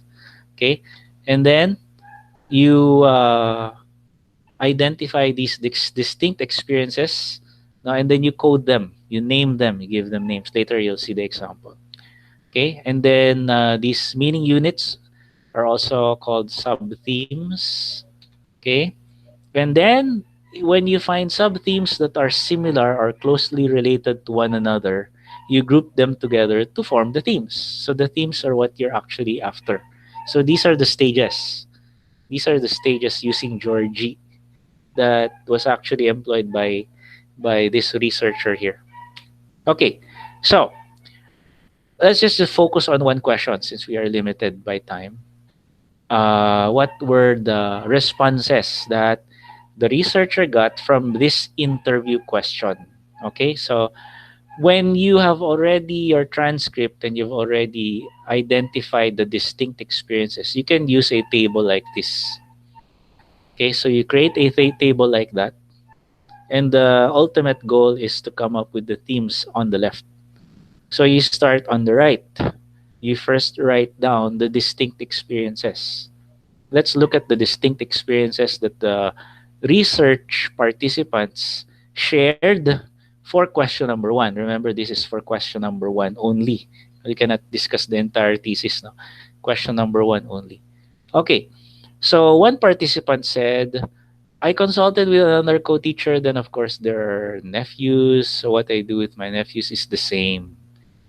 So that's the experience that the research participant, letter A. Remember, you have to anonymize.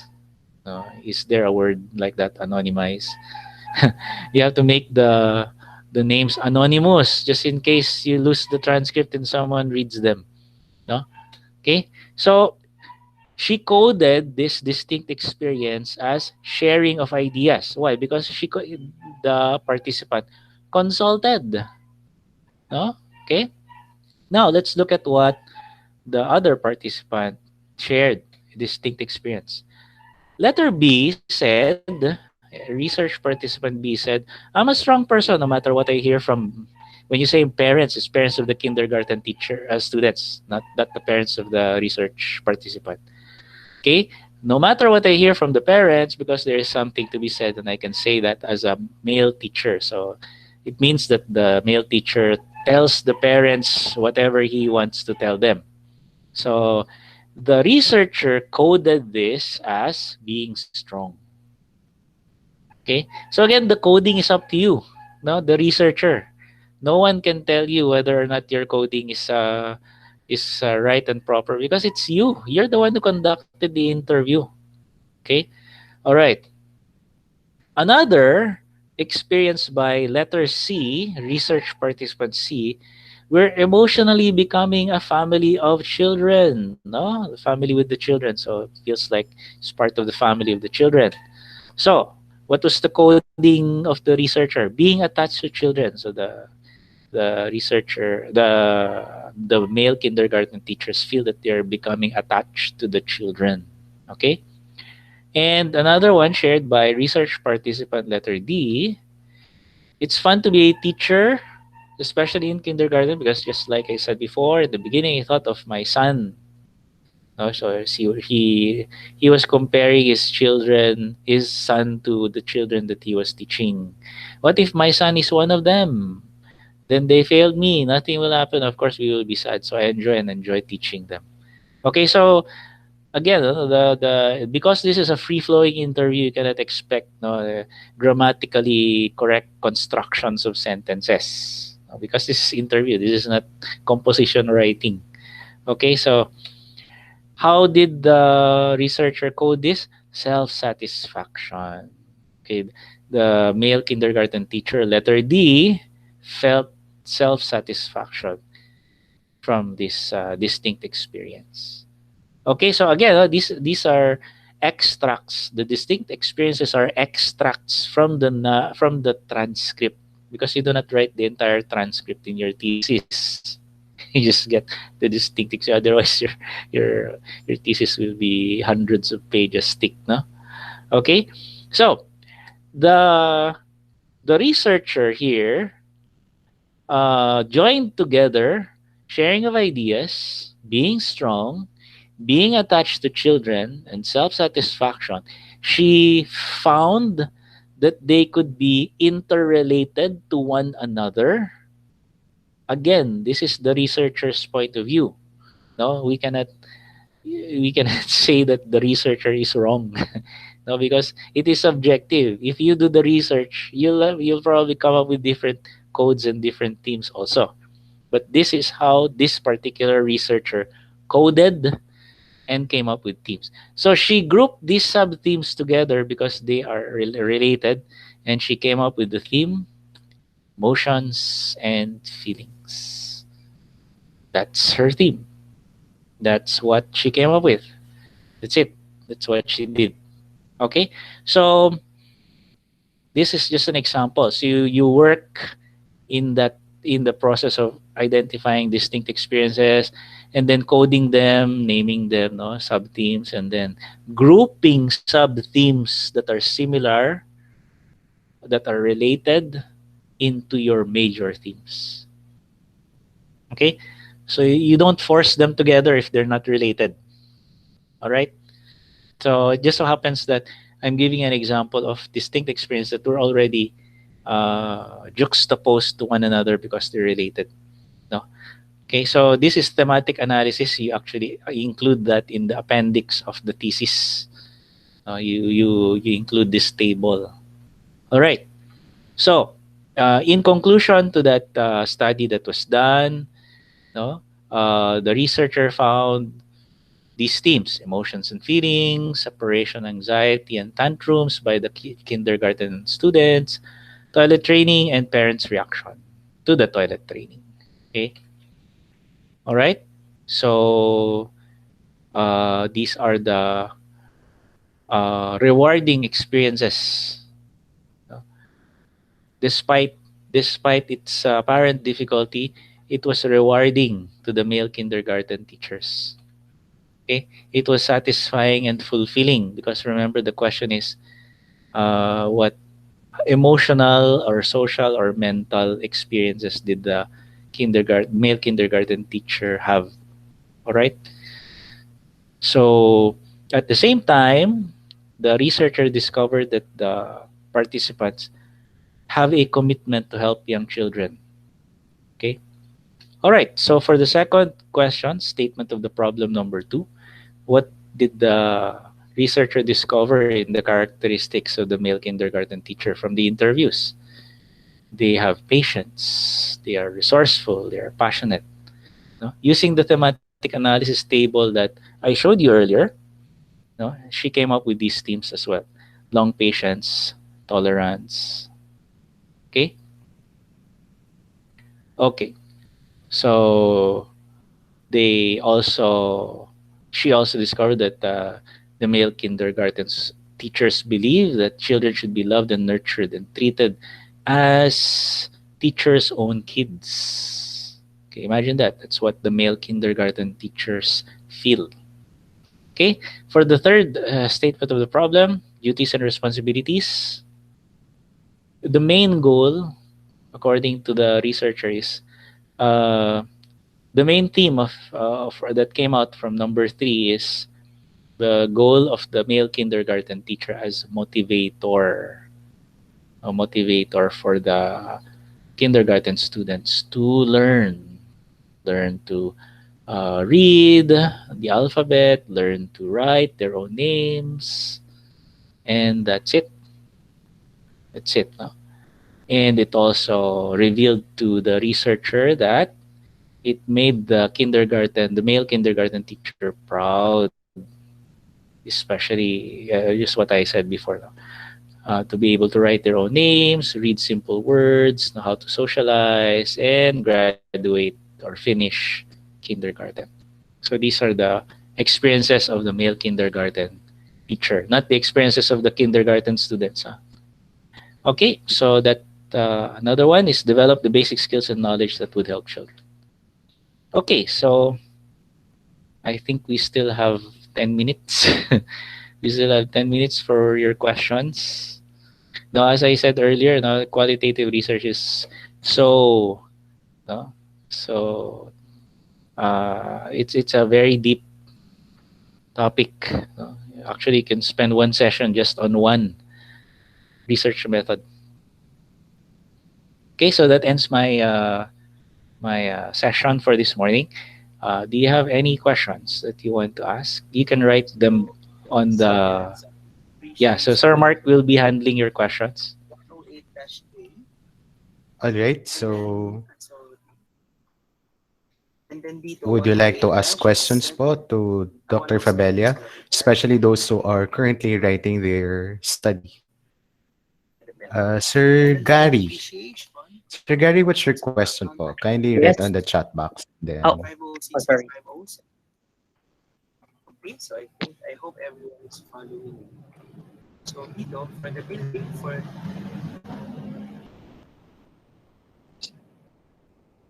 yes, sir. Sorry, you can ask actually. Okay, So, first of all, I would like to congratulate the organizing committee of this seminar and also to Dr. Fabella for this wonderful and very insightful tips and information about qualitative research. Congratulations, Dr. Fabella. Okay, my question is on triangulation. So I believe triangulation is a very important thing to consider also when we are conducting qualitative research. So for example, we conducted case study and our primary source of information are the respondents or the participants themselves. So how could we do triangulation in this sense if primarily what we are actually interviewing or um, the source of our data would be those informants or participants. Will that be applicable in this situation? Thank you very much. Okay, thank you very much, Sir Gary, for that question. As we have mentioned earlier, triangulation is a data collection method, and it aims to verify what you gather from a particular data gathering method. For example, you want to verify whether what you got from the interviews is actually true.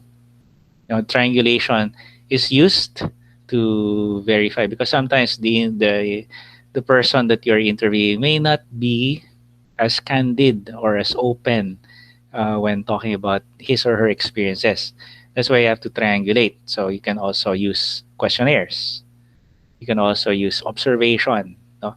So by using three different data collection methods, you have already triangulated your information. So you present your data uh, based on interview, based on observation, and based on questionnaires, and find out if there are inconsistencies. If all your data are consistent, then you have successfully verified your findings. So yeah, that's true. Data triangulation is very important, and it is usually done in case studies. That's true. Yes, sir. So I hope I've answered the question. So it will depend actually on the, as we've mentioned earlier, it will depend on the topic, it will depend on your research design, and it will depend on your research participants. So you don't you can use triangulation depending on your research design and your participants and your topic. Thank you very Thank much. you, Dr. Sir Gary. Was Dr. Fabella able to answer your question? Yes, thank you very much, Dr. Fabella. Thank you, Sir Gary. Let's just have question of Sir Irvin before I'll recognize Ma'am Christian. Sir Irvin's question, Dr. Fabella, there are actually two. First one is, please distinguish between the three interview, focused group discussion, and key informant interview. It's the first one. Okay. So as we've mentioned earlier, no, you conduct your interview depending on the topic that you want to study. So, of course, the person that you're going to interview has to be germane to the topic. No, for example, in the discussion earlier, for example, you want to interview people who survived COVID. No? So, of course, you cannot interview people who did not survive COVID or have never had it. So they become your key informant, your key interview informant, because they're actually the ones who you want experience from.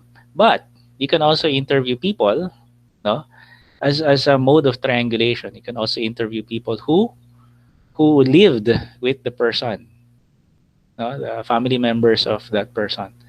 That's also interview. You can still interview these people if you want to verify what the key informant is telling you. Now, so in the focus group, you have to get informants that have similar experiences. Remember that focus group is also a data collection method. So, for example, you can let's say, for example, you find five COVID survivors.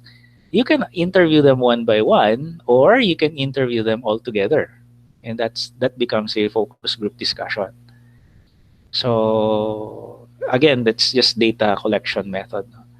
So it's up to you which one do you prefer. That's why in the process, no, I asked you to choose what data collection method you want to employ in your research design. So I hope I answered that question. Thank you, Dr. Fabella. Okay, thank you. Yes. His second question is, do we refer to the respondents as co-researcher when doing qualitative research? Okay, so that's another no, institutional nuance, because it will depend on the institution and the school. That's why I interchange the words I use, no, co-researcher, research participant, interviewee, because depending on the institution, depending on the school that you are connected with, no, the name of the person that you're interviewing will change. So that's why I keep using different terms for them. But it will depend on the rules of your particular institution. That's why I cannot prescribe a set format for anything because no, you might get confused. That's why I always recommend get a sample of a thesis from your institution and use their rules. No, because if I prescribe my own rules, no, you might get in trouble with your institution, with your school. Okay po. So it's up to you. It's up to your institution po. Thank you, Dr. Fabella. Ma'am Sandra Lynn Martinez posted the question. Ideally, how many respondents do we need in a qualitative research? Okay, so again, as we mentioned earlier, theoretical saturation can be achieved as with as little as 5. But if you want to be safe, you try to get as many as 8. But again, it will depend on the institution because I do panel defense for different schools, and then there's this school who wants at least 20. So it really depends on the institution. Eh. But based on what we have seen and what we have read, no, you only need at least 5 to be safe. 8, but again, disclaimer: it will depend on your institution. Do not argue with your school if if they want 20. So it depends on the school talaga. Thank you, Dr. Fabella. Now I recognize Ma'am Christian before I move to Ma'am Emily's question. Yes. Good afternoon, everyone. Thank you, sir, for sharing your wonderful thoughts about this research. Now, I just want to know other references that you can suggest to me or probably to everyone here about analysis of qualitative data.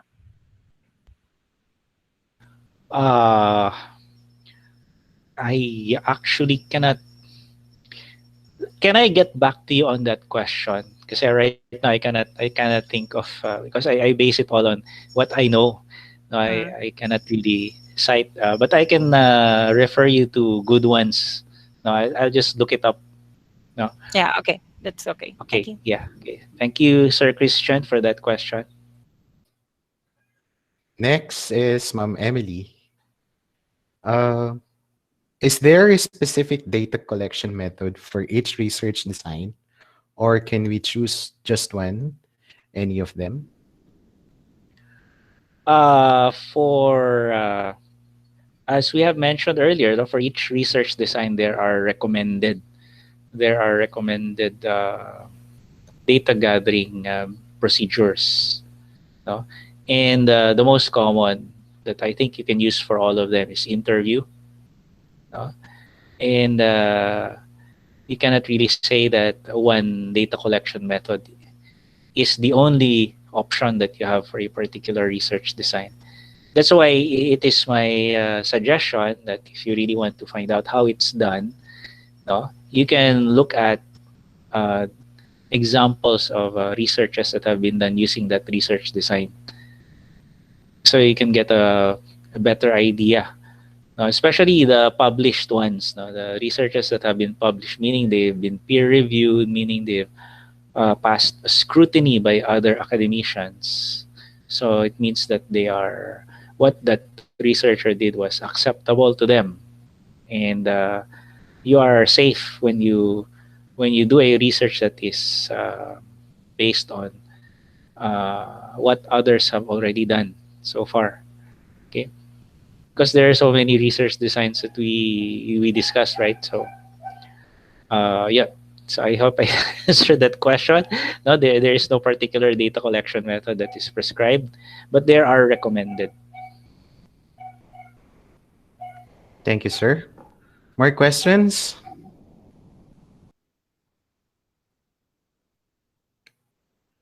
Can we give ourselves a round of applause then? Job well done, everyone, especially to Dr. Fabella. To the new participants, to the new ones or the newbies in our center, we hope that we'll get a feedback from you. You can just write on the chat box or you can just email us, and our marketing officer will be posting it on our official Facebook page. So next week, we'll be seeing Dr. Fabella again for action research. That's already the final entry of the research series, but uh, he'll be back in May for the or for starting again from scratch our research series writing. So finally, Sir Lawrence, your action research will be seeing you after 2 sessions. You'll be seeing your action research. So we'll be having that by next week. Dr. Fabella will have a short discussion on that. Um, I think most of you will be asked me if could you have a copy of Dr. Fabella's lecture today. That makes Powerhouse very different because we'll not only give you a copy of his PowerPoint presentation, but we'll give you a copy of the recorded lecture today. So the entire seminar you will be provided. But please bear with us. We'll send you that by Tuesday. Magpapahinga lang po kami kasi Sunday ngayon. Magagalit na po si Lord sa amin. Because in fact, we are still having another workshop in the other virtual venue. That's bookkeeping and basic accounting for non-accountants. Parang mag-overtime yata sila kasi ngayon nag-journalizing sila. So wala pa sila sa baka 2 p.m. sila matatapos. Then again, those who attended today and those who also attended, thank you, Sir Irvin. Those who attended also our quantitative and qualitative will give you different certificate beside the certificate that you earned today. Uh, we'll combine the number of hours because I believe in the government offices, there are a number of hours being required so that your certificates will be merited. So I can understand that. Today, even though it's just from 9:30 to 12, I'll indicate in your certificate an 8-hour completion of an 8-hour training because I know that's a requirement. I was once an employee of a government sector, specifically DOST. Pag 5 hours, hindi nila pinapansin sa HR. Can I still get complete inclusion of cert by me? Yes, ma'am, Sandra. You just have to complete the research writing series so that I can give you a 40-hour a certificate that indicates completion of a 40-hour training on research. Ma'am Yasmin is one. She was here already during research proposal. Ma'am April, we've seen her once during the research proposal, but actually she's been active offline. So she was around with quantitative and then today also. So again, you will not only be provided with PowerPoint. We're very sorry we cannot provide you the exact PowerPoint of Dr. Pabelia because that's his personal property, but we'll be providing you the recorded lecture. So even though you are enjoying your couches, popcorn, and Netflix, you can still go back to this lecture. And again, we'll continue the series again of research writing lectures in May. We'll start in research proposal writing. And then another lecture for introduction, the most dreadful chapter 1, and then another for RRL. And then back to back qualitative and quantitative. And then we'll provide you a cumulative certificate by then once you completed everything. Ayan, research flicks daw sabi ni Sir Lawrence. Actually, I've been in hiatus with research writing so I need also to go back. Parang iba na yung focus ko kasi nakalimutan ko na yata yung academe. Okay, so again, thank you so much on behalf of Powerhouse Scholastic Center. Uh, please help me in presenting the certificate of appreciation to Dr. Pabella. One moment, please.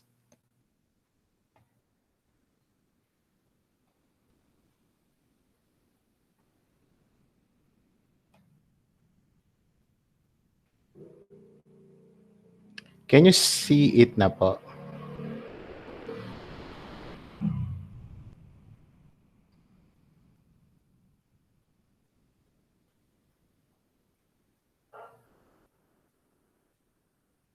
There. So kindly open your cam as I present the Certificate of Appreciation to Dr. Pabella. Powerhouse Scholastic Center Certificate of Appreciation is awarded to Dr. Frederick Edward T. Fabella for selflessly sharing his valuable knowledge as trainer during the Qualitative Research Writing Workshop held on April 11, 2021 through digital platform. Given this 11th of April 2021. Signed by our EdTech specialist, Mr. Denny J. Rumpun, our marketing officer or finance officer, Mr. Edward Rich Bayangos, and yours truly, the program head, Mr. Mark Paul Castro. Can we give Dr. Fabella a round of applause, please? Thank you po.